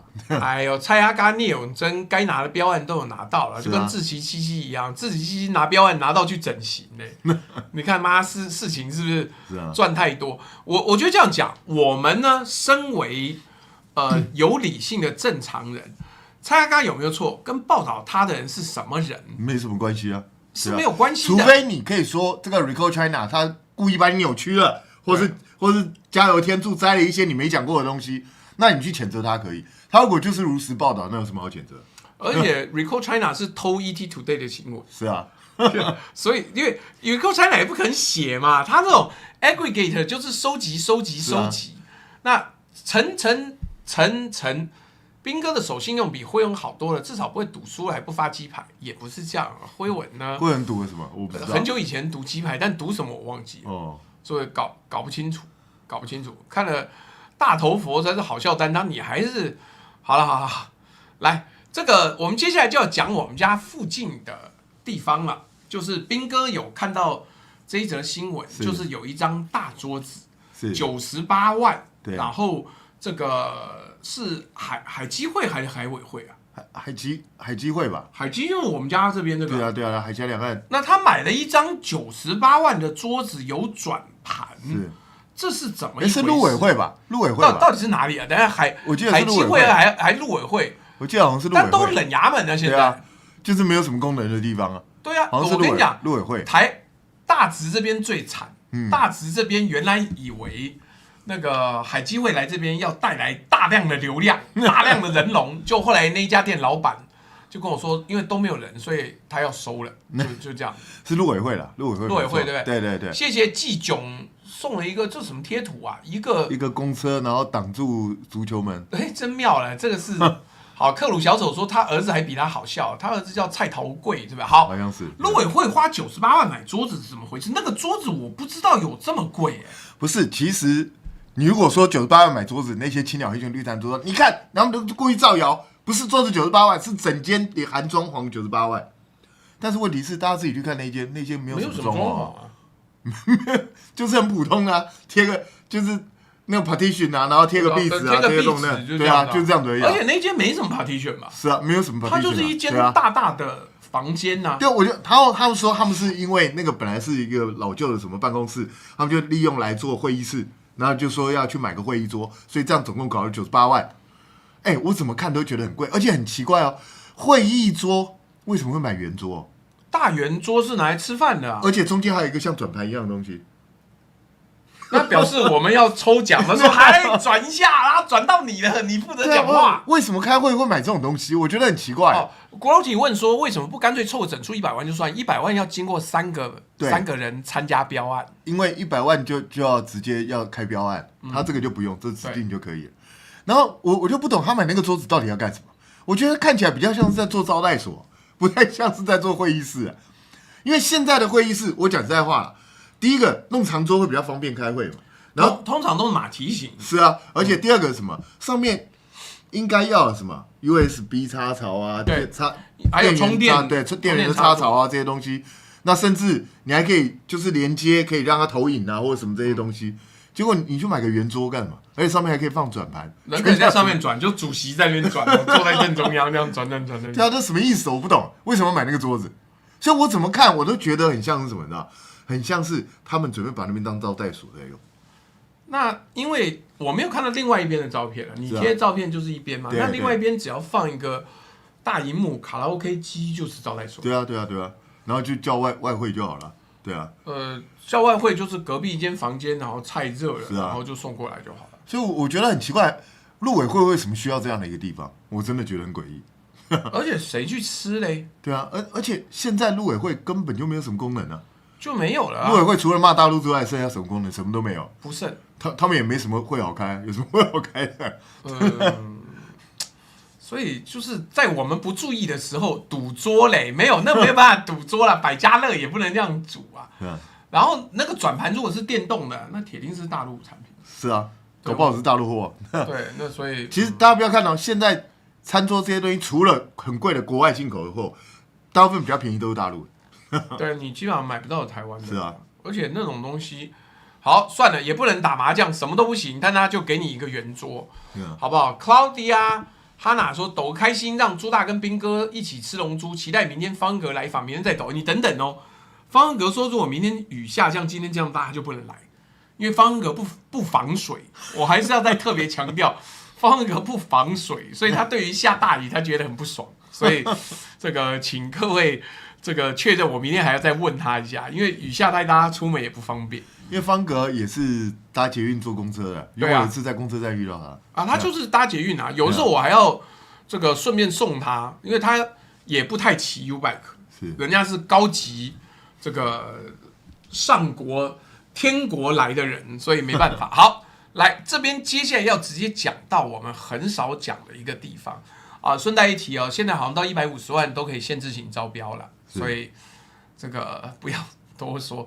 方格不防水，好，那个我们今天要讲高雄了。兵哥先讲一下你对高雄目前选举的看法怎么样？我觉得现在情况就是感觉上民进党的派系整合还是没有整合起来，因为不爽啊，废话嘛。那赖威龙现在就是还在玩他一个人的，然后邱莹这些人都不太甩他，然后陈其迈好像也没有权力在帮他。然后导致你看蔡英文啊、赖清德啊这些民进党的大咖陆续都下去，可是赖威龙的声势就拉不太起来，而且他很容易被边缘化。我觉得他很奇怪的地方就在这里，就是你看赖威龙找了一堆人来办了一堆活动，然后大家对他都没什么记忆点，我不记得赖威龙本人。是啊，所以我觉得这是他非常厉害的地方。这个人是逆中型的，经常就可以瞬间消失在你的眼光当中。不应该哦，那本 Kinsey 说，我有在捷运站遇到方恩格啦。他说差点跟他打招呼，你小心哦，他不防水，好不好？那可是整体这样子，那当初为什么会选这样的看起来望之不似人君的人呢？我觉得当初他们可能想法是，第一个他算是菊姐的人嘛，因为以前菊姐把他起来；第二他是新潮流的。那对赖清德来讲，当然要新潮流的人会比较好。对啊，那我之前甚至不知道他在当立委。他其实说真的，我也是这2年才知道这个人，我以前根本不知道。我也是高雄初选我才知道有这个人，我也是自从他儿子这个跟人家小朋友闹事情的时候，我才知道有这个人。是，所以这个人过去存在感就很低。那他是高雄局处首长上来，是，他还在高雄市府当过。对，那做什么？就我不知道他是什么局的，透明人间嘛，不知道什么局的，隐形局。说真的，我以前完全没印象。然后他就是陈菊姐一起拉上来，所以我觉得赖清德的考量可能是认为说，有菊姐背书，可能在高雄就很稳。菊姐不行了啦，你不要。但是菊姐已经离开高雄很久。哎，你不要吓我干！我说离开高雄很久了。没有，他没有离开高雄，他在高雄医院呢，他没有离开高雄啊！你不要害我吗？干，我这边讲一讲的。网友说，菊姐已经离开。他当文化局长啊？还是海洋局？干，都是瞎讲，我都真不知道。黄色小鸭啦。对啊，他就是一直，他唯一拿得出来讲的就是黄色小鸭是他引进的。但是我觉得他很愚蠢，你知道为什么愚蠢？你最近才被铁拳教育延上，那你最怕的就是人家霸凌，然后结果你自己是黄色小鸭爸爸，简称阿爸。阿爸，所以，哎呦，你到底在干嘛？而且那个什么 ，Gus 说赖瑞龙不太上电视啊，他说连面对面都没有上，每次都林俊宪去上。是啊，还有高雄人说，我也是最近2年才知道赖瑞龙，你就更别提我们了。是啊，我要不是赖瑞龙出来做初选，而且坦白讲，他那个霸凌什么事情怎么会闹大？就你弄初选。是啊，所以我是觉得赖龙那个霸凌的事情没有处理好，导致他现在人家想到的都是对他这种记忆，他根本都没有处理，什么叫没有处理好？爆哭哎、什么时候一个政治人物在初选要建立自己的权威、建立自己的能力的时候，你在电视上面直播爆哭？对，爆哭，然后向自己的儿子道歉，这到底是什么演出？超奇怪。这我真的不知道，我觉得啦。但我们这样讲，原来真的会赢的是林岱樺呀。是啊，是啊。那林岱樺就会赢啊，为什么不要他呢？老实讲，邱意莹赢的几率也不低，不低。就林岱樺跟邱意莹都是会赢组。对。那不会赢的呢，就是赖瑞隆还有那个许志杰，这是不会赢组。你偏偏从不会赢组里面挑一个最弱的人出来，真的。赖瑞隆说真的就是知名度很低，然后他本人也不出彩，也不太会造势，也没有领导能力对，我也觉得刚刚有人提到，我也觉得很奇怪啊。沈伯洋都已经接受多少专访，为什么赖瑞隆不去接受访问？他怕被人家一直问那个铁拳教育啊。不是，你就安排在三明治的节目嘛，不会有人问你这个啊，对不对？不是，他就算问就要剪掉。是啊，所以这很奇怪，而且更奇怪的就是他连续几次南北串联大造势他都不去。哎，对他都缺席。对啊，为什么？大家都想说，哎呀，太好了，赖瑞隆要来就不见，说另有要攻，所以这超奇怪的，就是连南北串联，不管是你拉抬沈伯洋还是沈伯洋拉抬你，至少有个露脸的机会，结果他不要，我真的觉得很怪。那好，他就躲起来，所以我这样讲，我到现在，我坦白讲，我等下会念民调，我到现在我还是觉得柯志恩当选的几率不高，因为那个地方实在太绿了。但我们看一看那个民调哈，上报在5月5号的时候，赖瑞隆47%，柯志恩30.7%，领先16.3个百分点。新台湾国策智库呢，6月12号做的是赖瑞隆46.2%，柯志恩28.4%，领先17.8个百分点。镜新闻呢，6月赖瑞隆45.1%，柯志恩24.8%，领先20.3个百分点。这100%都是绿营民调，是啊，而且领先16到20个百分点。可是妙就妙在不好分析。幸好我现在不用分析这个，不然我今天在写那个资料的时候，我一看，干这什么民调啊？妈，简直2个世界平行宇宙，是不是？来，非绿营委托的那个民调中心呢 ，TVBS 6月3号，赖瑞隆40.3%，柯志恩39.7%，只差0.6个百分点哦。ET Today 的民调云，先讲 ET Today 的民调云是网络民调，是在已经是 ET Today 民调会员那一群人里面呢，让他们去投票参与，然后以前呢，我不知道现在有没有，以前还有送什么折价券啊，什么东西的。那6月24号 ET Today 的民调呢，是柯志恩46.8%，反超了赖瑞隆的42%，领先4.8个百分点，是2个月来柯志恩第一次逆转胜。所以你看这个数据有多烂，有多乱，乱到根本不符合基础科学。是啊，所以当然你说这就真的代表柯志恩已经逆转了吗？我不认为了。我认为目前柯志恩应该还是落后的，但是恐怕他落后的并不如一般想象中这么大。也就是他跟赖玉龙确实有差距，但是显然赖玉龙没有完全甩开柯志恩。我觉得这是一个蛮明确的。你要输给一个一直挖坑给自己跳的候选人，本身难度很高，是啊，好不好？所以这就让人家觉得，就是赖玉龙很明显的缺点在哪里？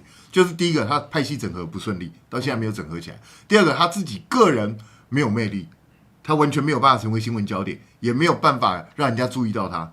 那这个就是问题所在。那我也必须说，柯志恩他最近这一阵子打法是比较淡的，我觉得他去年打的比较好。他去年打那些高雄的相关弊案啊，这些东西为什么到现在反而收敛了？不晓得，以为自己会赢，所以我们要保守一点。也不是，我觉得还是他有大招要留在之后讲，我不晓得。再等下去就没有时间了，还大招嘞，不要想太多。但是接下来会对所有的高雄现任的这个政党有压力，也就是因为马上要进入台风季。对啊，高雄的排水一直不行，是这个对高雄是很大的挑战。上次韩国瑜就是这样赢的。对。就是这样，所以就看吧，就看这次老天爷要帮谁。讲实在话，不是啊，我觉得柯志恩本身也不是很接地气啊。但是你在一个极端环境里面，你本身又不是什么 S9103817说目前谢龙介胜算高，不用，绝没有，你都不用讲了，我告诉你没有。谢龙介不可能，谢龙介的胜率绝对比柯志恩低啊。对啊，那。我不知道你们是看太多蓝营的现在也没蓝营媒体，你是看太多中天是不是？还是呢？谢龙介有攻读机，你去跟他理？应该中天也不会认为谢龙介会赢吧？不可能，真不可能！你现在都不知道谢龙介在干嘛，对不对？是啊，我也不知道啊，我也不知道谢龙介赢不了，那这个柯志恩呢也赢不了，那这个不是什么政治立场，这是科学啊。那你除非出大招，但没有大招嘛。现在就是接下来看台风会不会重创高雄。台风如果重创高雄，然后柯志恩自己能够接地气，让人家对他有感的话，他就有机会。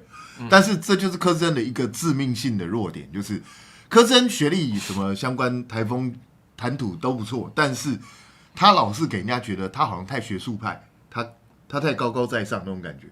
我觉得他就是不是一个他就是一个教授啊。对，他就给人家觉得他好像就是一个高阶知识分子，好像跟一般的下里巴人融不在一起。我觉得这是他最大的问题。韩国瑜的最大特点就是他很精明。那这是韩国瑜的优势。所以柯志恩有没有办法做出改变，就要看柯志恩了。那也不干我们的事，但我们这边还是帮大家科普一下。民调的状况是什么？一个叫委托方效应。同一家民调公司，我先解释我做的功课，彬哥把它套一些实例，让大家比较容易了解。那同一家民调公司呢，谁出钱委托，问卷怎么设计，样本怎么抽，都会影响结果。当然，绿营智库委托的民调抽样的时候呢，比较容易抽到绿营支持者热烈的那一群，而非绿媒体委托的结构就不一样。这不见得是作弊，但它确实会让数字往委托方想看的方向偏。这正常啊，因为这就是母体的问题嘛。所以人家说，为什么以前在民进党内部初选的时候，很多人选完的时候都说在作弊？为什么作弊？因为他选择的母体就会特别有利于某一方。是对你的母体，你就从这样的母体抽出来的东西，当然结果就会比较偏向某一方，就这么简单的事啊。所以你说他有没有作弊呢？他是一开始就做了弊。从那个选我这样讲了，干这个东西很久不碰，我还要再解释。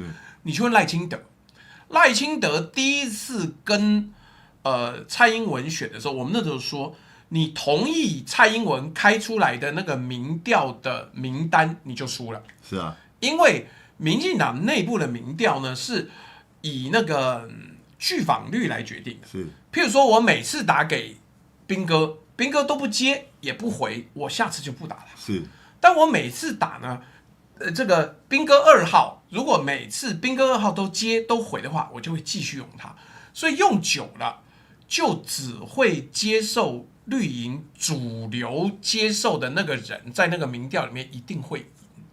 那再来这个东西，我再多解释一下。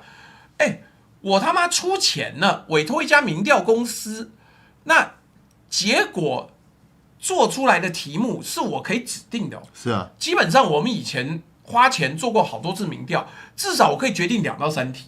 我甚至可以先讲，请问你觉得高雄最近淹水要怪谁？我用这个去诱导他后来的题目怎么投。所以当然谁出钱谁委托，那就会影响结果。好，这个东西彬哥也说了，你听他的就对了。第二个东西呢，叫做封闭式跟开放式。赖瑞隆阵营是怎么回答 ETtoday 那一份柯志恩反超的民调？封闭式民调是从自己建立的会员资料库里面抽样，不是随机打市话。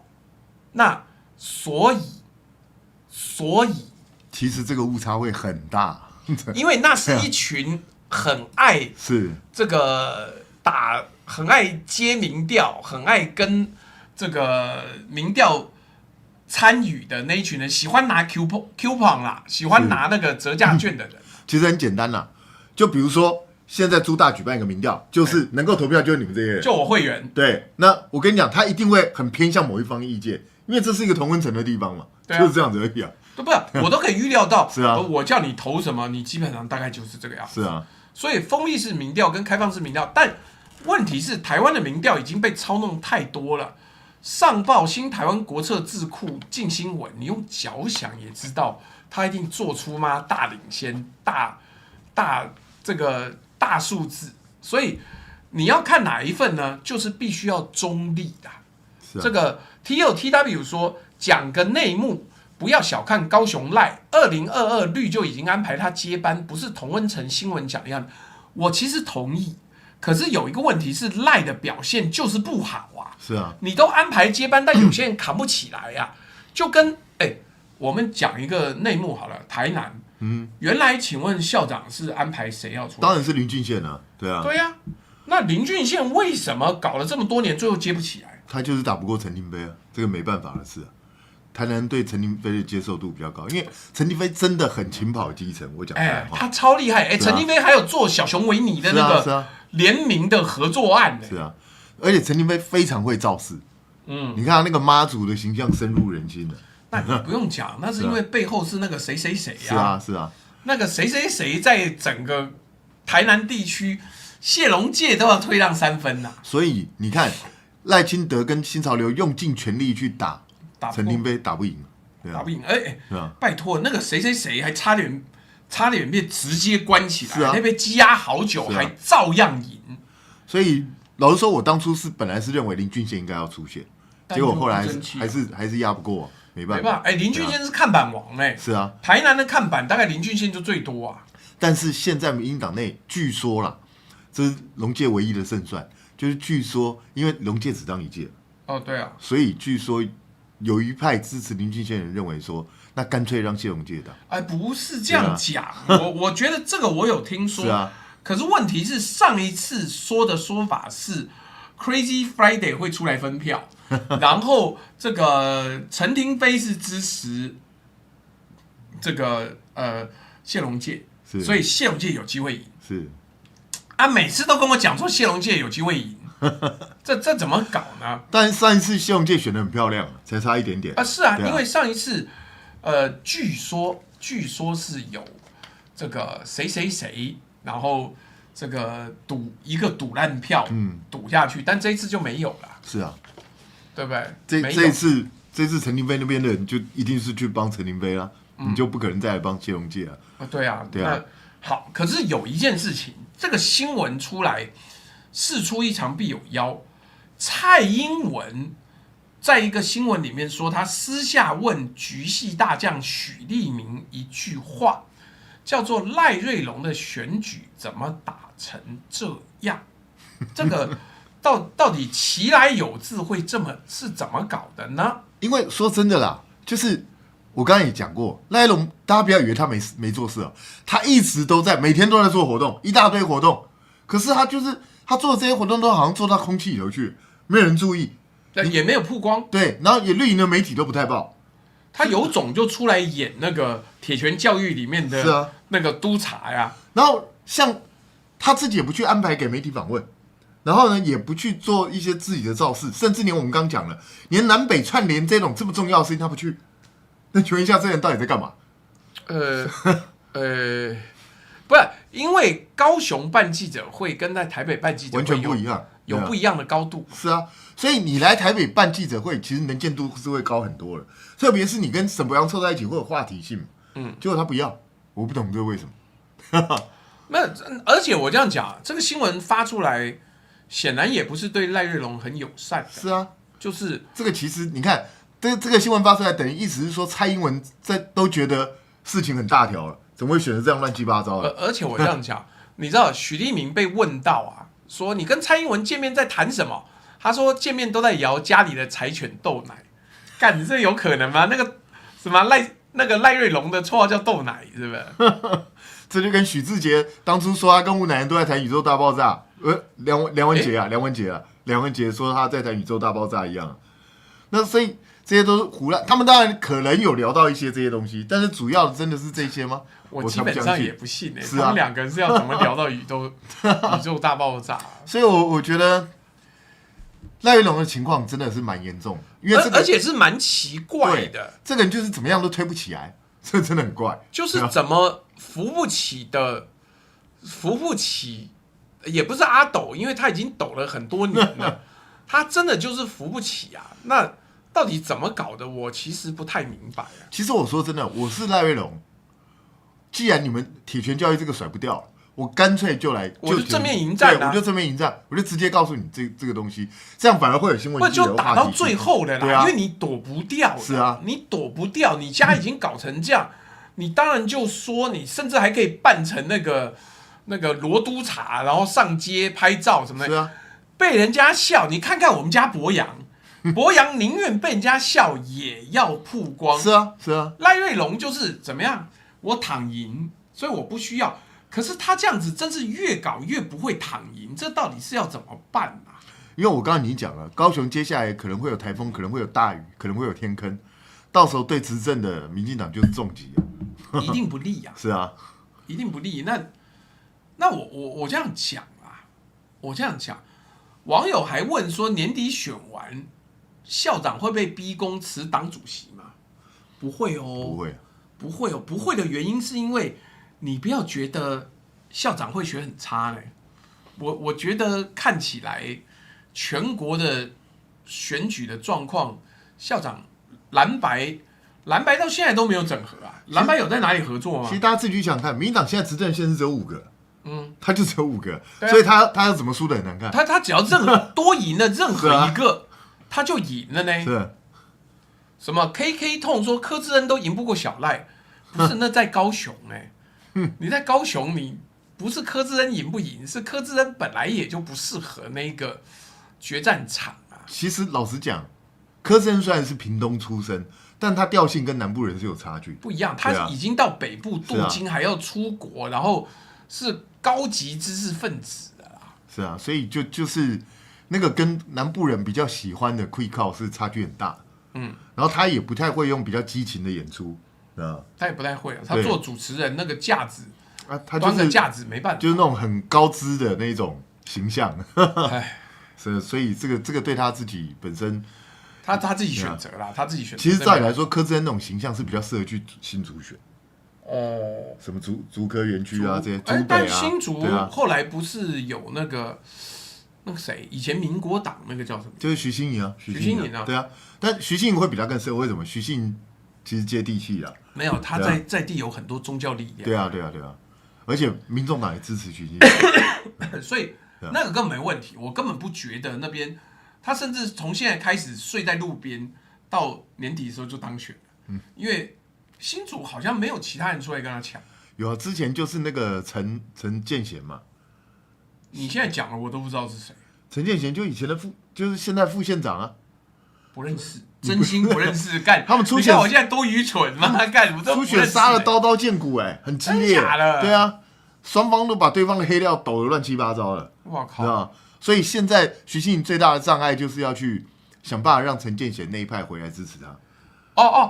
对，你讲这样我就想起来了，内斗是蓝营的内部初选啊，我想起来，因为新竹地区的那个选举一向非常高档，就是，我不知道你还记不记得，曾经发生过一件事情，就是有人在路边拍到了，在一家店门口有一个女的打一个男的巴掌，然后在网上疯传之后呢，过不了几天，发现那个店门口那个店是一个色情按摩店，然后警察就去抄了之后才发现，原来是某一个候选人自己开的，然后事情闹很大然后就让对方在竞选的时候步步为营，步步为难，最后选上了没有我忘记了，但就我后来发现那整个片都是 C 的。就是他是为了把你的那个色情按摩店揪出来才拍的，所以大家不要小看新竹新竹的竞选是非常非常先进，是啊，很激烈的。那特别是，当然徐信莹、陈建贤那个整合不易，可是民进党现在也是，因为他们到最后还是推了郑朝芳，那郑朝芳就整个气势都弱掉。本来如果郑朝芳去年就决定，然后就参选，那个气势会拉很强，可是现在他就是拖到最后才出来。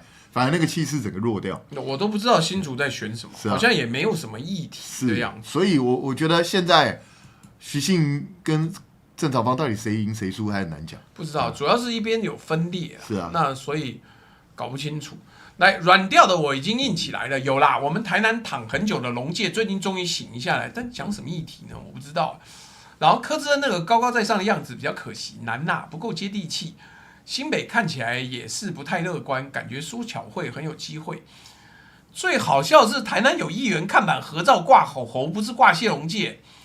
我之前有看到，改天拍剧丢群组，那可能就是要找这个没办法。好啦 Hugo Wu 还跑来帮谢龙介跟柯志恩助选，都好，你们喜欢就好，一切很幸福，好不好？所以这个今年选举很冷啊，我觉得。接下来就是天灾年了，今年要么地震，要么失火，要么淹水，那否则没有什么议题的。是啊，因为其实所有的议题都打得很疲倦，因为赖清德从上任到现在抗中保台就没个完，他已经讲到烦死了。对啊，他什么都抗中保台，所以会不会被拉回去啊？是啊，软调我已经硬起来说补个进度。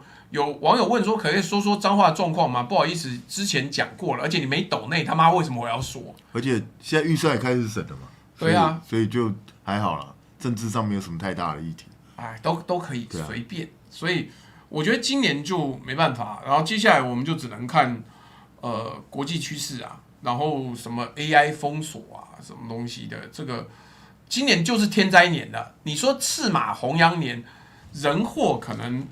目前一时间没有，但是连 AI 现在都被封锁了，所以我都不知道到底要怎么办。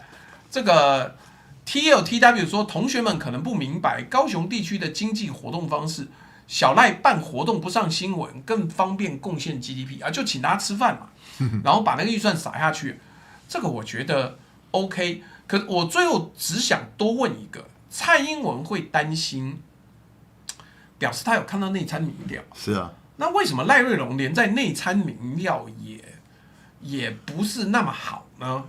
其实这就是问题所在。我觉得他们内部的不和远比外界看到的还要严重。我觉得，你看陈其迈到现在，你有看到他很努力在推？没有，完全没有。我很少看到陈其迈出来跟赖瑞隆站一起。正常来讲，不是应该全面把他的光芒笼罩到？这个赖瑞隆身上，而且更好笑的就是难得几次赖瑞隆跟这个陈其迈合体媒体的焦点目光全部都在陈其迈，没有人就注意赖瑞隆。陈其迈原先是一个很低调的人，但没想到赖清德那个海平面比他更低，所以最后就只会出这种状况。所以这就很好笑的一件事情。真妙啊！好啦，谢谢那个。这个坏掉，我现在已经好起来了，是不是已经硬起来？软掉的我已经硬起来了，送了一个。公车，这到底是什么东西啊？那是新的贴图 ，YT 的贴图。然后 TLTW 也谢谢在这个抖了一个150。那我觉得现在的问题是，蔡英文在网络上很活跃，他除了陈水扁之外，他大概赢过台湾任何一个政治人物。是啊，他的我相信他到现在民调支持度都比赖清德要高很多。对，对啊直到现在都是这样子。所以我就觉得蔡英文当然他会这样讲，表示说他是有点想来帮赖瑞龙，可是怕帮不了啊，救不了啊，就怕因为其实蔡英文跟高雄在地也没有什么太深的渊源，没有，对啊，而且他的风格也不适合，他风格其实也不太适合南部的选情。对，那南部人会支持他，主要是因为他是民进党，就是这样子。对，那我觉得赖荣很瞎，他最近一直在唱歌，然后还唱红豆啊。他的歌声什么时候适合唱红豆？我不知道，不是问题，红豆是大陆歌哦，对啊，你为什么要唱个大陆歌？我觉得好奇怪。哎呦，什么东西？这刚谁在讲话？不知道。哎，还是刚有什么楼上，还是有什么紧急警报，又要大雨还是什么？对啊，刚谁在讲话？在。也许是我们的斗内，干搞不清楚，算随便。这个我们有那个工作人员很爱开那个斗内的声音，好随便啦，不管是不是绿界那边之类。但我最后就问一个问题了，简单走下去哦。TLTW 把绿界补齐了，难怪会有声音呐，就是绿界那边 TLTW 补齐，好，我们就到时候再帮兵哥把那个今天的下酒菜给他送一些。那我最后只是想问一件事情，今年其实接下来好像就没什么事嘞。但等等，我最后一个问题啊，我想起来，我本来要讲最后一个问题，为什么郑丽文没有英伟的这种下士可以去帮他上电视讲话呢？他为什么都要亲自讲？这个就是问题所在。我本来以为乃金是要负责担任这个角色。是啊，我本来以为是，以前还有吴宗宪呢。其实吴宗宪他妈他去当那个文传会主委，真他妈史上最烂的选择。因为这个乃金也蛮会讲的嘛，他媒体经验也很丰富。理论上来说，他如果去帮郑丽文担这个角色是不错的。可是乃金不做了，这个就很奇怪。他到底是不做了，还是没有人要接，还是他现在就退了？他已经退了，现在不是有人接了吗？那个陈以信呢？陈以信呢？看我在德州跟陈以信吃过饭嘞，他大概是少数比吴宗宪还不适合当文传会主委。我也不知道为什么郑丽文会找他当文传会主委，所以这个我觉得蛮奇怪的。但是就他啦，就当啦。但是感觉上就是陈以信会去帮他去跟别人厮杀，没错，但是他不能代表郑丽文发言。那郑丽文还是自己一直不断的接受媒体。但那为什么呢？来，我给大家看，这个就是台南这边呢，是跟侯友宜合照的人，许志珍是吧？硬实力，好，不管他开心。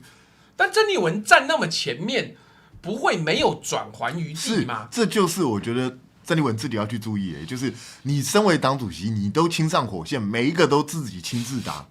那你要是突然讲错，或是突然之间惹了大麻烦，转不了啊。对你就是首当其冲，没有人能够帮你。这个战术上不太理解。对啊，这是不对的一个做法。他应该要有一个英伟达的角色。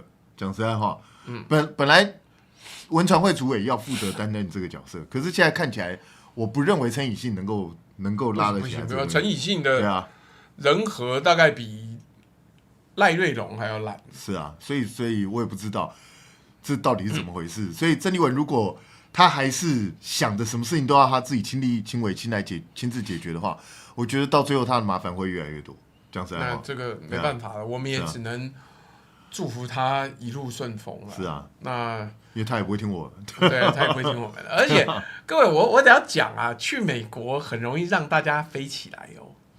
这个从以前韩国瑜就去一趟美国，就真的飞起来啊，因为侨胞是很热情的。是啊是啊，侨胞是不会管台湾的状况，他觉得你嗨他就嗨，那这个没有办法啊。所以我觉得立文他必须要去思考，他大概是最近这几届国民党党主席里头对党的掌控力最差的一个人，因为他跟党内很多组织系统其实没有很深的渊源。没有，就 CK Young 啊。是啊，CK Young 以前也没跟党有什么。是啊，而且 CK Young 最近听说都还在私下跟别人抱怨说郑丽文都不听他的啊，这个我都不知道了。我现在已经与政治无关，我除了跟这个兵哥的时候会聊政治之外，我平常时间都在做各种各样奇怪的研究，是啊，稀土啦、原料药啊，然后到底什么东西会，还有什么银发族诈骗啊，什么我都在做这些研究，所以我现在看到政治人物，我他妈都不认识他们是谁了。软掉的我已经硬起来了。鉴于国民党、民众党都没救了，小弟支持2028小英重出江湖。我觉得绿营随便丢一只狗出来都比赖皮好。话说，感谢网友支援跟吼吼合照，不跟躺平界的照片，所以没有办法啦，就是不是我这边多做解释一下，不是郑丽文怎么样，或是韩国瑜怎么样，而是海外侨胞蓝营居多，而且非常热情，是非常嗨。你去那边跑一趟，你就会以为自己天下无敌，但问题是，台湾又不能让他们回来投票，是啊，而且台湾又没有那个不在籍投票，所以没办法，没办法啊。所以我觉得就是当然人难免会有时候会嗨一下，可是还是要面对现实啊。其实接下来下半年，郑丽文能够担任的角色就是一个后勤支援的一个角色，对啊，基本上就是这样。所以我觉得他做好这个角色就好。如果他太常出风头，或者太常接受媒体访问，然后太善于表达自己的意见，你很容易就会让人家觉得你跟党团是不是不合？因为就跟斌哥之前讲的一样，没有防御众神，是啊，对不对？你党主席站第一线，就跟台湾一样。那党主席如果站在第二线、第三线，你还可以像伊朗或是乌克兰一样。所以这个没有得奖啦，就这么简单。你说为了赚些钱就骂郑丽文如此难堪，你在讲什么？我什么时候骂过郑丽文？不是，他在讲的是这个人，对啊，是这个。那对啊，这个不是斌哥没有骂啦，对啊，这个我们这样子，我们这样子还要叫骂郑丽文哦，你想太多了，好不好？丽文有自己的优点，也有缺点啊。但是如果你们都觉得因为你支持郑丽文，郑丽文就完全不能被批评，那你不是在帮他，你根本是在害他。不是，好了，你既然要最后收尾的时候要讲一下黄洱汉，我就跟你讲，黄洱汉那个立场我都可以理解。谁都希望能够站在获胜的一方。我不是都讲了，我觉得2028还是赖清德啊。那人家也不过就是提早站队，站在会赢的那一边嘛，那随便，好不好？我们也没有立场讲说，他站会赢的那一边有什么问题？站会赢的人天经地义啊。是啊，那就是他的选择，对吧？他选择要站会赢的那一边，有力量的那一边，很 OK 的啦，请大家理解。我们也都觉得2028多半还是赖清德，那只是我们选择不用站在那一边，可能对方也不收我们，好不好？所以也都不用讲，所以就是这样。那你不用多想多开心。那如果你觉得道不合，就不相为谋嘛。老是看了之后跑来我这边抱怨，干这个不是这样子，好不好？那好啦。今天的直播到这边，你如果觉得2028不会赖，那就随便你开心就好。但目前看起来怎么样都是赖清德，怎么样都没办法转变这个状况。你以为只有民进党强吗？没有啊，你还要看蓝白现在力量不是很强。我最后对不起，最后保证最后一个问题啊，鞭刑公投到底这年底为什么国民党又要推公投？这个东西到底有什么加分？他们认为说。就推这些公投可以就是带动选民的热情，然后让他们愿意走出来投票。没有很嗨啊，这个公投。其实我觉得这个真正会去投票的人应该不多吧，因为我觉得鞭刑虽然现在看起来郑丽文跟党团好像达成一致，他们要去推这个公投，可是看起来我个人觉得这个公投会过的可能性不高。我讲实在话，不是没有那么强烈吸引人的动机啦。对，因为。那个东西跟一般人的生活其实没什么相关，不，你也看不到鞭刑，是啊，甚至你列入了，除非年底之前又有一个连续杀人犯街上当街杀了几十个人，然后说他不要死刑，但是鞭刑这种东西的名气是要有事件刺激才会出来。那目前没有什么事件刺激，那也许到年底前会有事件刺激，也许不知道，很难讲，对啊，很难说了。但另外两个是什么公投？他好像一个是核能的公投嘛，对，好像核能有什么好投的？都已经说要再开放了啊。赖清德都已经要再开放，你干嘛帮他再投一次公投？这就是他们可能希望赶快列出时间表来吧，要赶快。但是我老实讲，公投其实是没什么作用，因为我们的公投是没有强制力的，你知道吗？对啊。所以那是给人家参考用的。拜托你总预算都没有强制力的，是啊，你说妈公投？对啊，所以公投其实有的时候好像投不投都差不了多少。对啊。那这个你看你也想不到第三个是什么公投了？第三个是什么？反废死吗？我不知道没有对。到底那3个公投是什么？安乐死吗？不是吧？不是安乐死，我记得不是安乐死。对啊，那到底是什么？你为什么不顺便公投不在籍投票算？对啊，这我不知道有没有开放？不是啊，到底这3个公投是什么？一个是鞭刑嘛，对啊，一个是核能，那第3个到底是什么？我不知道对啊，我也搞不清楚哎。3个公投，你看网友也查不出来，对不对？是反废死啊。问题这个东西没得打，是因为废死本来就已经没得讲了啊。这大法官就已经做了解释啊，对啊。真奇妙哦，反废死、鞭刑打诈跟重启核电。鞭刑打诈，一说诈骗都要鞭刑哦。对对对。好了，随便哈，这个没有，我没有意见。但是你那个鞭刑，因为其实我们没有真正废死。对啊，所以你投反废死没有用、这个有点奇怪，对啊。对啊，没有用啊。那算了，随便，不要又变成我们在讲在野党了。我没有，随便你，我们就是开心聊一聊。不然现在台湾政治这么冷，那到底要怎么办？好啦，今天彬哥到这边，而且网友帮我们补齐了，彬哥就再收一下我们的纯味家跟芒果。哦，好，好不好？谢谢，这样也多销售一下。好啦，今日跟大家讲，准备说拜拜了，拜拜。